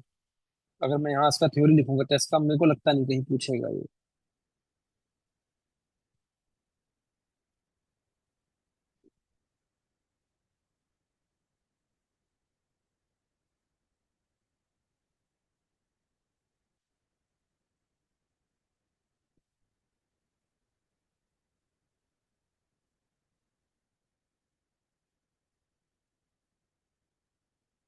ठीक है, यहाँ नीचे नोट में लिखेंगे, right down in note.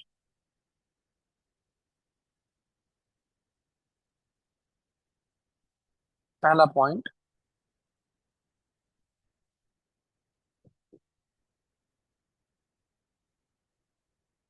Typical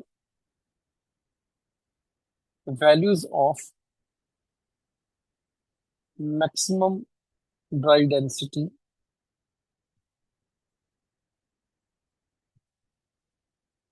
maximum dry density, the maximum dry unit weights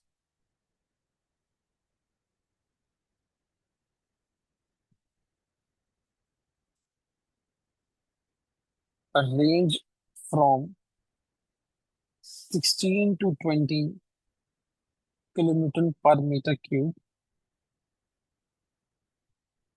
with the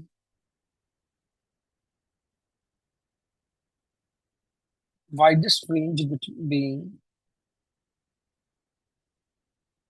13 to 24 kilonewton per meter cube। Typical values ये हैं जो कि आमतौर पे सॉइल की आती हैं, बट अगर आप वाइड रेंज पे बात करें, बिल्कुल एक्सट्रीम लेवल पे बात करें, तो फिर ये रेंज आप लोग नोट कर सकते हैं। ठीक है, तो ये एक आपको आइडिया रहेगा कि गामा डी मैक्स कितना ही आ सकता है सॉइल का। ठीक है, तो 16 से लेके 20 तक का।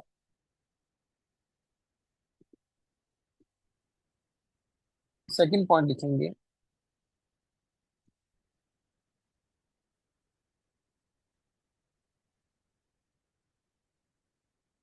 टिपिकल ओएमसी वैल्यू रेंजेस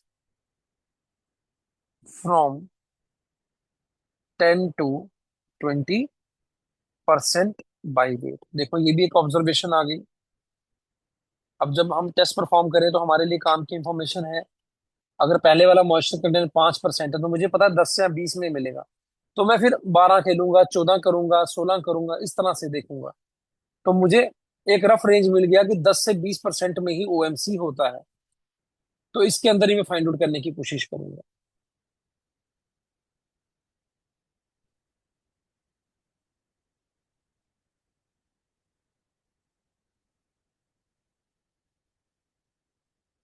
तो ये वैल्यूज आपको याद होनी चाहिए, 16, 20, 10 से 20% ओएमसी की रेंज।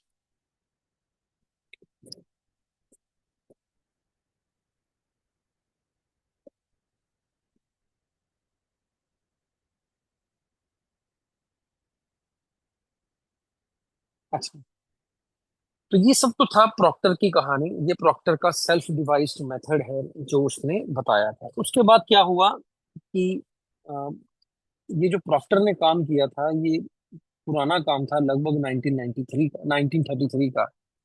ये काम है 1933 का। फिर क्या हुआ 19, आप लोग जानते हैं कि फिर वर्ल्ड वॉर 2 हुआ बाद में। ठीक है, वर्ल्ड वॉर 2 होने के बाद फिर बड़े बड़े रनवेज बनना स्टार्ट हो गए फाइटर जेट्स के लिए। तो उन दिनों फिर फाइटर जेट्स की जो एयरफील्ड्स थी, उनको कॉम्पैक्ट करने के लिए एक हैवियर टेस्टिंग की जरूरत पड़ी। स्टैंडर्ड प्रॉक्टर टेस्ट फिर मॉडिफाई किया गया, उसको नाम दिया गया मॉडिफाइड प्रॉक्टर टेस्ट।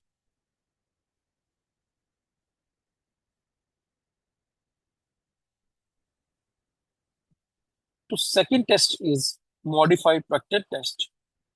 अब देखो इसमें क्या किया होगा, मॉडिफाइड में क्या किया गया, कुछ नहीं किया, वॉल्यूम ऑफ मोल्ड उतना ही रखा गया, हाइट ऑफ फॉल को और वेट ऑफ हैमर को बढ़ा दिया। एमजीएच होता है ना, पोटेंशियल एनर्जी, तो पोटेंशियल एनर्जी को बढ़ा दिया, जो एनर्जी इंपार्ट करनी है वो बढ़ा दी। ठीक है, तो वो कैसे बढ़ सकती है, आपकी वेट ऑफ हैमर बढ़ गया, एच बढ़ गया।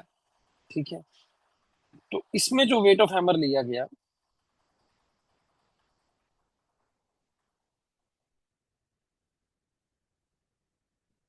इज इक्वल टू 4.54 kg, या फिर 10 lbs, 10 pounds. Height of fall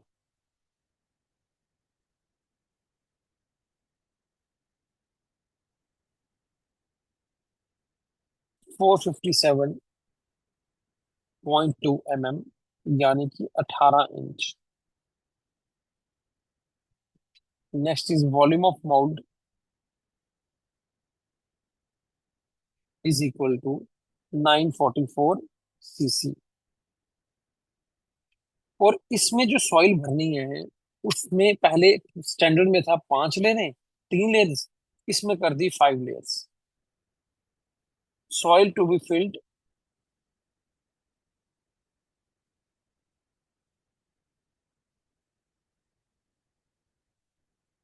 in 5 layers, और हर लेयर को आपने 25 ब्लोज दिए, with 25 blows each.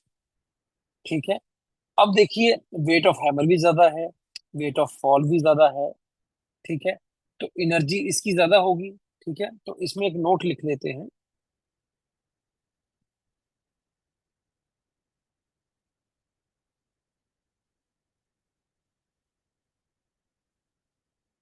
Energy imparted in modified Proctor test is 4.5 times that in standard Proctor test। ठीक है, ये रिलेशन भी ऑब्जेक्टिव में पूछ चुके हैं पहले, ये सब बातें भी इंपॉर्टेंट हैं। कितना हाइट ऑफ फॉल है, वॉल्यूम मोल तो सेम रहा, यहाँ पे ले रहे हैं 5 है, this is a different value है। ये सब ध्यान रखना है आपको जेई लेवल एग्जाम के लिए। जेई लेवल के कहीं भी पूछ सकते हैं, ऐसी कोई बात नहीं, यूपीएससी के प्रीलिम्स में भी पूछ सकते हैं, आपको ये ध्यान रखना ही रखना है। ठीक है,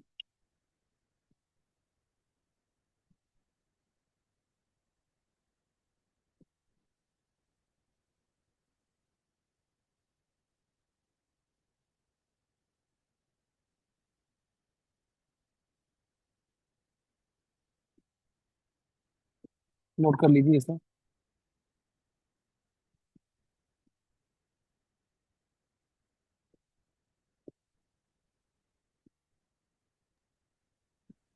सर एक डाउट। बोलो। सर ये हम जो लेयर लेयर्स रखते हैं ना इसमें मोल्ड में, ये हर हम्म, मोल्ड का अलग अलग वाटर कंटेंट होगा कि सबका सेम ही, कि ना अगले ना ना, टेस्ट के लिए आपने डिफरेंट एक होगा? ना, आपने जब सॉइल ले लिया ना, एक सॉइल का वाटर कंटेंट पे एक सॉइल बनाया, लेट से 10% पे बनाया। ठीक है, एक सॉइल सैंपल बना दी 10% पे, अब उसी 10% वाले सैंपल को 5 लेयर में भरना है। ये नहीं कि एक लेयर आपने 10% पे भरी, अगली 12 पे ना, टेस्ट टेस्ट कंप्लीट हुआ ही नहीं। एक लेयर पे 25 बार करोगे वो टेस्ट नहीं है, टेस्ट है 5 लेयरें भरने के बाद पूरी सॉइल कॉम्पैक्ट होगी, फिर उस सॉइल का वेट लिया जाएगा। ठीक है, हो गया डाउट क्लियर आपका। सर ये लेयर्स कैसे भरते हैं, मतलब जैसे जब हम भरेंगे ना फिर जो सॉइल तो? अगला जब टेस्ट करेंगे तो उसकी डिफरेंट वाटर कंटेंट होगा। हाँ, अगले टेस्ट की डिफरेंट वाटर कंटेंट होगा। लेयर्स कैसे भरते हैं, अब लेयर्स उसको मिट्टी को उठाते हैं, उसको पिस्टन के अंदर डालते हैं उसके, सर और फिर उसको फॉल देते रहते हैं, और हैमर का। मतलब एक लेयर भरी तो उसके ऊपर फाल दिया कि नहीं? हाँ बिल्कुल बिल्कुल, फिर दूसरी लेयर भरी, फिर 25 ब्लो दिए, फिर तीसरी लेयर भरी, फिर 25 ब्लो दिए, तो 3 बार भर लिया। स्टैंडर्ड प्रॉक्टिस टेस्ट में 3 बार भरना है। अब ये जो जी। 3 बार आपकी कॉम्पेक्शन होगी है सॉइल के अंदर, अब उस सॉइल का वेट लिया जाएगा, कॉम्पैक्टेड सॉइल का। जी। ठीक है। जी सर। किया नहीं है कि आपने ये प्रॉक्टिस टेस्ट कॉलेज में? मैंने तो किया था यार। मैं थोड़ा थोड़ा याद है, बट इतना याद नहीं है। आप तो मेरे से फ्रेशर हो अभी। ये कॉलेज में लैब ही नहीं था। वो सर नहीं किए हैं, कोई टेस्ट नहीं नहीं, किया। बड़े बच्चे बोलते हैं सर हमारे कॉलेज में लैब ही नहीं थी। मैंने कहा फिर मसला ही खत्म हुआ सारा। हाँ, सर किया था सर, भूल ही गए आज। भूल ही गया अब बहुत अब। टाइम हो गया। मैंने किया था नहीं सर, हमने 2010 में। नहीं किया है। हमने नहीं मैंने किए हुए हैं कोई भी टेस्ट। नहीं किया, आपने कोई नहीं किया, मैंने 2010 में किया था ये। आरसीसी में किया हुआ था हमने इसका, टेंसाइल और वो कंप्रेसिव टेस्ट किए हुए थे बस, बाकी। मैंने तो ये वाइब्रेशन भी किया हुआ है। वो एक वाइब्रेटर होता था, उसमें कोई भी सॉइल बनाते थे सैंपल, तो उसको वाइब्रेट करते थे। वो पता नहीं आप लोगों ने किया कि नहीं। हमने और वो भी किया है। वो मैंने आपको जो पढ़ाया था ना, कोर कटर मेथड, वो हमने किया कॉलेज में। हमारे कॉलेज में ट्राई एक्सल टेस्ट की मशीन भी थी। जी सर, हमारे में भी थी, लेकिन लेकिन सर तब चलाई उतना नहीं ध्यान उन्होंने। नहीं दिया था सर। हाँ तब कहाँ, तब तो बच्चा होता है ना इंसान। जी सर, पता नहीं था। इतना ध्यान अभी भी नहीं देना है। ये बस ये लिखा है, इसको पढ़ना है। समझ के बाद आप प्रोसीजर कहीं नहीं जी। पूछेंगे आपसे। हाँ, जब आपने, अगर मानो आपने सॉइल टेस्टिंग लैब में ही जाना है, फिर वो प्रोसीजर के अंदर हमको घुसने की ज्यादा जरूरत है। अदरवाइज ये चीज सामने लिखी है, वेट ऑफ हैमर, इसमें ये याद करके ही काम चल रहा है। ये ऐसे मैं मतलब ऐसे सच बता रहा हूँ आपको, है ये सच, कैसा भी लग सकता है आपको कि सर क्या बोल रहे हैं, समझने की ज्यादा जरूरत नहीं है। प्रोसीजर समझने से क्वेश्चन आएगा नहीं ना वहां पर, क्वेश्चन आएगा इंफॉर्मेशन पे, है ना। हम्म। बट इसका मतलब ये नहीं कि हम बिल्कुल नहीं समझेंगे, हम समझेंगे। हम इसलिए समझते हैं ताकि चीजें हमारे दिमाग में बैठ जाए, है ना। अच्छा, अब मजे की बात मैं आपको एक और बताता हूँ। अब वो टाइम आया, अब इंडिया आजाद हो गया। इंडिया ने भी कहा कि हमने अपना आईएएस कोड बनाना है। तो आईएएस कोड इन्होंने बनाया। तो अब क्या करें, इतना सारा काम ये करेंगे फिर से? क्या लगता है आपको? ये इतना सारा काम इन्होंने नहीं किया। इन्होंने बस आईएएस कोड का नंबर लिखा, IS 2720, और अपना टेस्ट का नाम लिख दिया, light compaction testing, Indian standard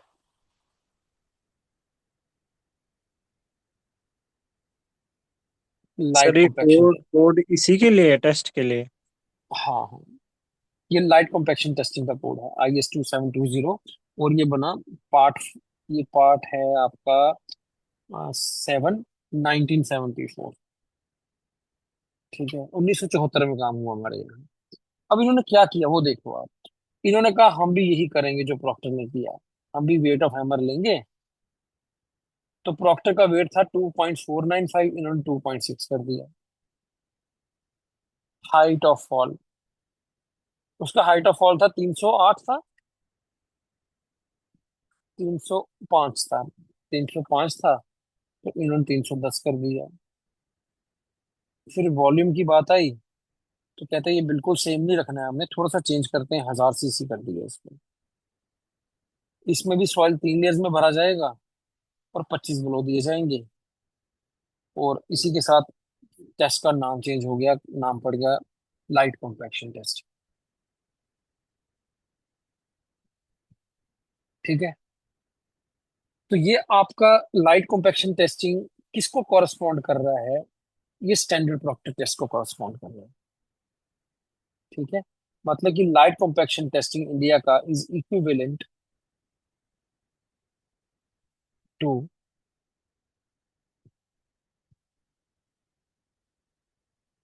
standard proctor test. हमारे बच्चे यहाँ भी अभी अभी भी जब एमटेक का रिसर्च पेपर छापते हैं तो यही सब करते हैं। बाहर का पेपर उठाते हैं, उसमें वैल्यू चेंज करते हैं। और तभी इंडिया का रिसर्च इतना कमजोर रह गया, शायद फैसिलिटीज भी कम है।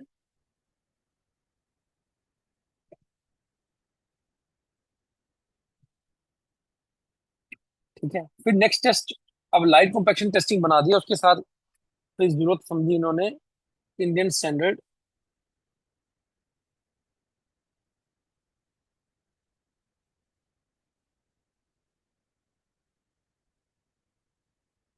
Heavy compaction testing. और ये हैवी है वो लाइट है, हैवी वाला जो कॉरस्पॉन्ड करेगा वो मॉडिफाइड प्रोक्टर टेस्ट को करेगा। तो वेट ऑफ हैमर मॉडिफाइड में कितना था, 4.54, यहाँ ले लिया गया 4.9। Weight of height of fall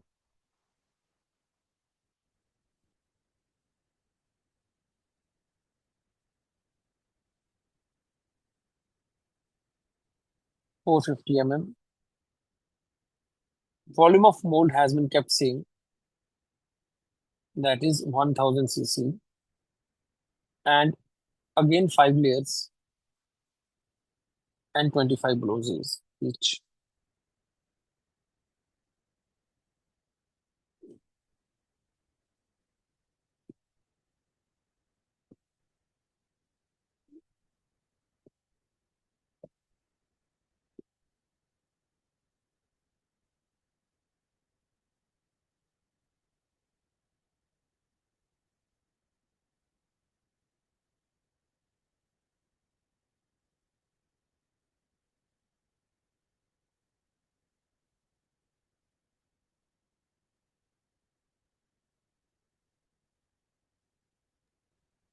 Noted? The height of fall 450 है।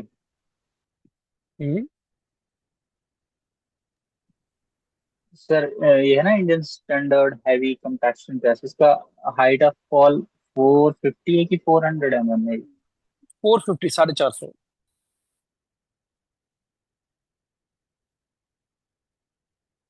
इसका आईएस कोड भी देख लो, ये आईएस 2720 पार्ट, पिछला था 7, this is 8, and this came in 1983। ठीक है, सर अब ये देखो आज ये कोड भी पूछता है एग्जाम में सर? वही मैं आपसे कहने लगा था, ये बहुत ज्यादा है। ठीक है, तो ये किस्मत की बात होती है, आपने आपकी नजर से निकला हो तो आपको याद रह गया हो। पूछने को आर्बिट्रेरी कोई भी क्वेश्चन पूछ सकता है, पर आईएस कोड वाला क्वेश्चन बड़ा ही आर्बिट्रेरी रैंडम क्वेश्चन होता है।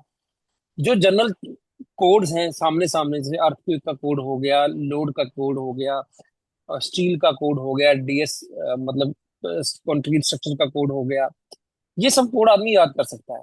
उठा के कुछ भी वो अलग सा पूछ लेगा, उसका आप याद नहीं कर पाओगे, तो वो इसलिए डाला गया कि आप कर ही ना पाओ क्वेश्चन। तो वो उस एक नंबर की ज्यादा टेंशन नहीं लेनी है, क्योंकि इसमें इतना कोड आप नहीं याद कर सकते हो सब कुछ। अब जी देखो मैं सर। कहूंगा क्वेश्चन कोड का आता है तो आपके सारे कोड याद कर लोगे, नहीं पॉसिबल है ना, it is inhumane, hmm, beyond human capacity. तो वो क्वेश्चन डाला ही इसलिए होगा कि शायद बच्चा कोई कर ही ना पाए। अगर वो आसान है तो फिर इसलिए डाला गया कि चेक कर लेते हैं कि ये इसको पता है कि नहीं पता है, आसान वाला। चेक करना तो आसान से भी कर सकते हैं ना, ऐसा कोई चीज उल्टी सीधी पूछ लेगा जो किसी से भी सॉल्व नहीं होगी, उसका फिर कोई मतलब नहीं रहा क्वेश्चन को, सबके लिए सेम ट्रीटमेंट है, जब तक पेपर लीक ना हुआ हो तब तक। ठीक है। जी अच्छा ये हो गया ना, this is noted. Okay, so next heading is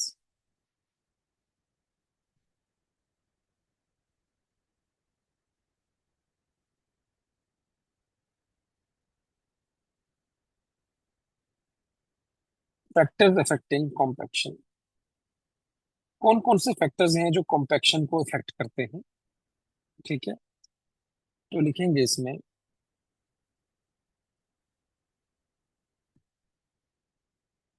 compaction is a function of the following factors. पहला है water content, second is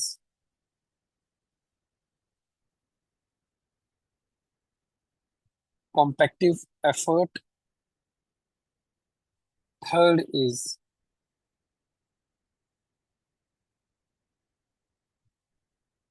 type of soil. Soil किस तरह का है, ठीक है।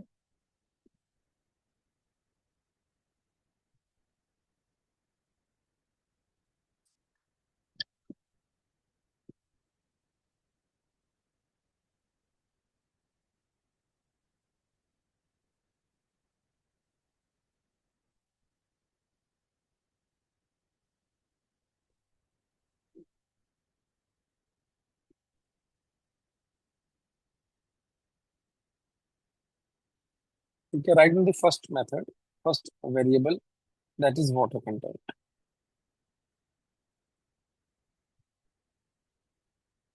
वाटर कंटेंट, ठीक है। अच्छा, अब पता क्या होता है, जब वाटर कंटेंट बहुत कम होता है ना, जैसे आपने ग्राफ देखा कि यहाँ पर गामा डी मैक्स क्यों मिला हमें इस वाटर कंटेंट पे, इस वाटर कंटेंट पे क्यों नहीं मिल गया, इस वाटर कंटेंट पे क्यों नहीं मिल गया। जब वाटर कंटेंट बहुत ज्यादा कम होता है तो जो सॉइल के पार्टिकल्स होते हैं ना, वो ज्यादा रेजिस्टेंस ऑफर करते हैं कॉम्पैक्शन के प्रति। They offer more resistance to compaction, क्योंकि वो स्टिफ मटेरियल की तरह बिहेव करते हैं, कोई लुब्रिकेशन नहीं है। अब देखो, ये जो सॉलिड पार्टिकल है, ठीक है, अगर इनको पास पास में जाना है, इनको पास पास में जाना है तो एक दूसरे के ऊपर ऊपर स्लाइड होके जाना पड़ेगा, इस तरह से स्लाइड होकर ऐसे पास पास जाएंगे, फिर आपका यहाँ पर आएगा ऐसे, है ना। तो इनको फ्रिक्शन कम ऑफर होनी चाहिए। ये फ्रिक्शन कम ऑफर हो, इसलिए पानी का होना बहुत जरूरी है। पानी क्या करता है, लुब्रिकेट कर देता है चीज को, तो ये स्लाइड पास्ट इजिली हो जाएंगे एक दूसरे के साथ। जब स्लाइड पास्ट हो जाएंगे तो पास पास आ जाएंगे, नहीं तो ज्यादा रेजिस्टेंस लगती है। यही रीजन है कि कम वाटर कंटेंट पे हम उतना ड्राई डेंसिटी नहीं पा रहे हैं जितना हम उससे ज्यादा वाटर कंटेंट पे पा रहे हैं ओएमसी पे। ठीक है, तो इस चीज को लिखेंगे।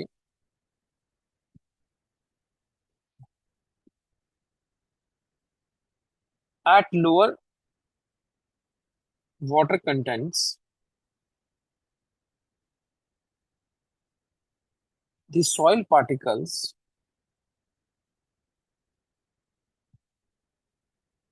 offer more resistance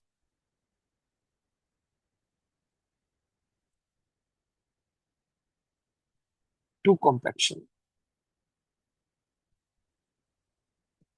and soil behaves like a stiff material। ठीक है,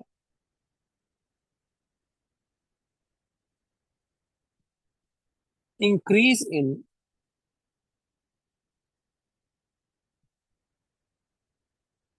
moisture content helps particles to move closer because of lubricating effect।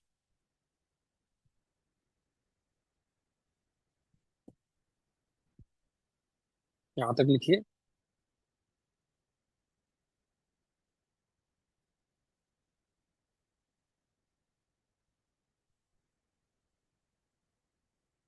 Helps particle to move closer because of lubricating effect,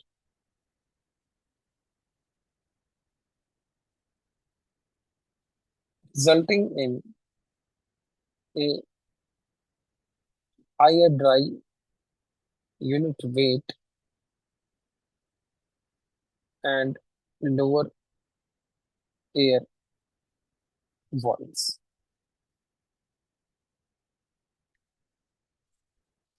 Next point,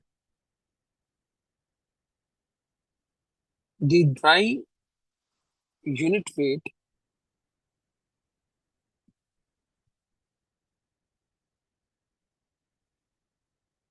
continues to increase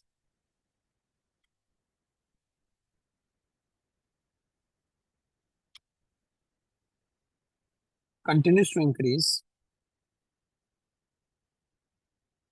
till the optimum moisture content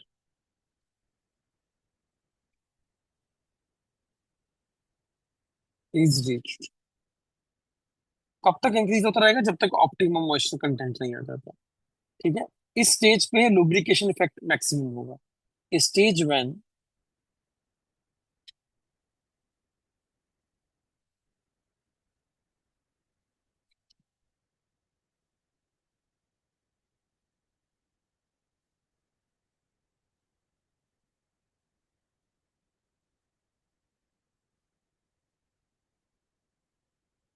stage when the lubrication effect is maximum.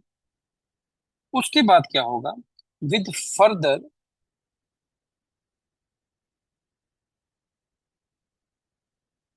with further increase in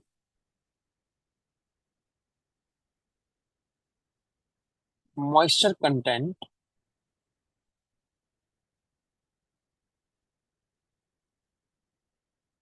the water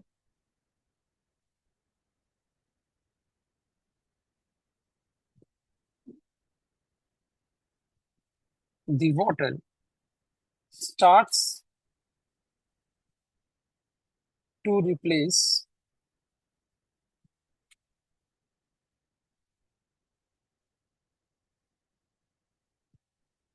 अरे ये लिख लिया था आपने? कहाँ तक लिखा? उसके आगे लिखा था फिर मैं, ये मिट गया। ये थोड़ा सा इसमें प्रॉब्लम आती है।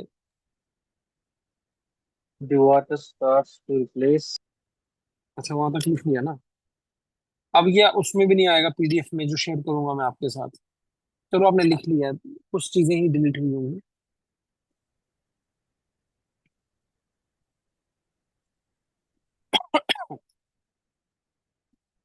हाँ, the water starts starts to to re- replace the soil particles। ठीक है, अब सॉइल पार्टिक, अब देखो पानी इतना हो गया वॉइड्स के अंदर। अब एक लिमिट तक ही पानी लुब्रिकेशन कर सकता है, उसके बाद क्या करेगा? पानी ज्यादा हो जाएगा तो वो सॉइल पार्टिकल्स को डिप्लेस करना शुरू कर देगा। जब वो सॉइल पार्टिकल्स को डिप्लेस करना शुरू कर देगा तो ड्राई यूनिट वेट अगेन जो है डिक्रीज होना शुरू हो जाएगा। द ड्राई यूनिट वेट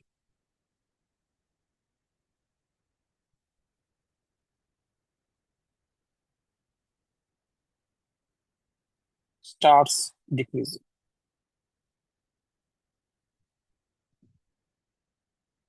ठीक है, this is all about the water.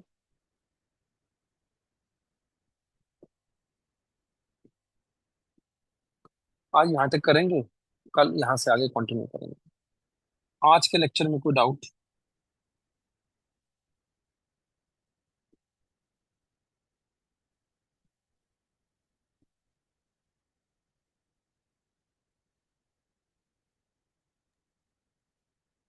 No sir.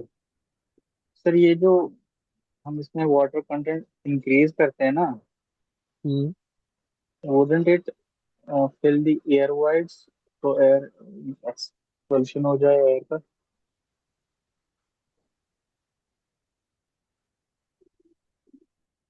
क्या कह रहे हो? फिर से क्वेश्चन रिपीट करना। सर वाटर कंटेंट जो इसमें मॉइस्चर कंटेंट इंक्रीज करेंगे ना अप टू OMC, हाँ, तो जब हम वाटर कंटेंट इसमें इंक्रीज करेंगे तो वो एयर वाइड्स की जगह नहीं लेंगे। और नहीं नहीं नहीं, अब मेरी बात नहीं समझो। ये अभी तो ये तो अभी फिलॉसफी बता रहा है कि अ, कम वाटर कंटेंट पे आपको ओएमसी क्यों नहीं मिल रहा, ज्यादा वाटर कंटेंट पे ओएमसी क्यों मिल रहा है। आप समझे मेरी बात को? ये फिलॉसफी ये चल रही है कि इस पर, इस वाटर कंटेंट पे आपको ड्राई मिनिमम क्यों मिला है, क्योंकि रेजिस्टेंस ऑफर हो रही है।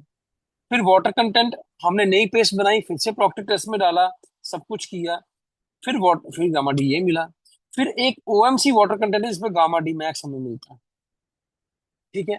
उसके बाद कोई बड़ा वाटर कंटेंट की पेस्ट बनाएंगे और उसमें पिस्टन में डालेंगे या टेस्ट करेंगे प्रोक्टिव टेस्ट, तो हमें गामा डी डिक्रीज हुआ दिखेगा। वो क्यों दिखा डिक्रीज हुआ? क्योंकि वाटर ने क्या किया, वॉइड्स को, जो वाटर ने प्रेशर लगाना शुरू कर दिया, किसको? आपके सॉलिड्स को प्रेशर लगाना शुरू कर दिया। और जब सॉलिड्स को प्रेशर लगाया तो आपका गामा डी होता क्या है कि वॉल्यूम में आपका सॉलिड का मास कितना है ना। तो ये जब पानी इसके अंदर आ गया ज्यादा, तो ये डिस्प्लेस करना शुरू कर गया, तो सॉलिड वापस दूर दूर हो गए। जब सॉलिड वापस दूर दूर हो गए तो आपका गामा डी जो है वो डिक्रीज हो गया।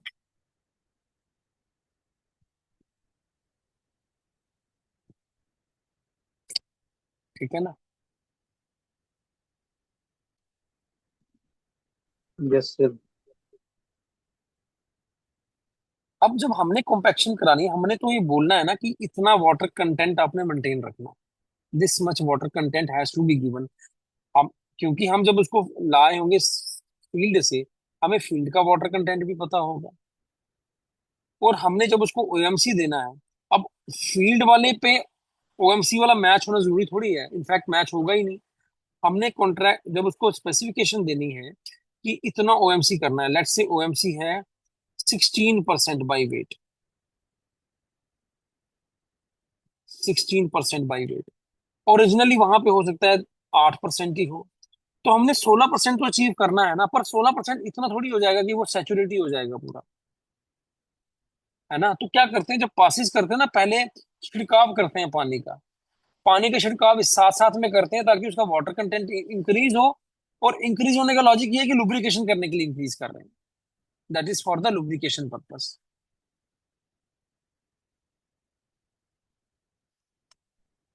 ठीक है।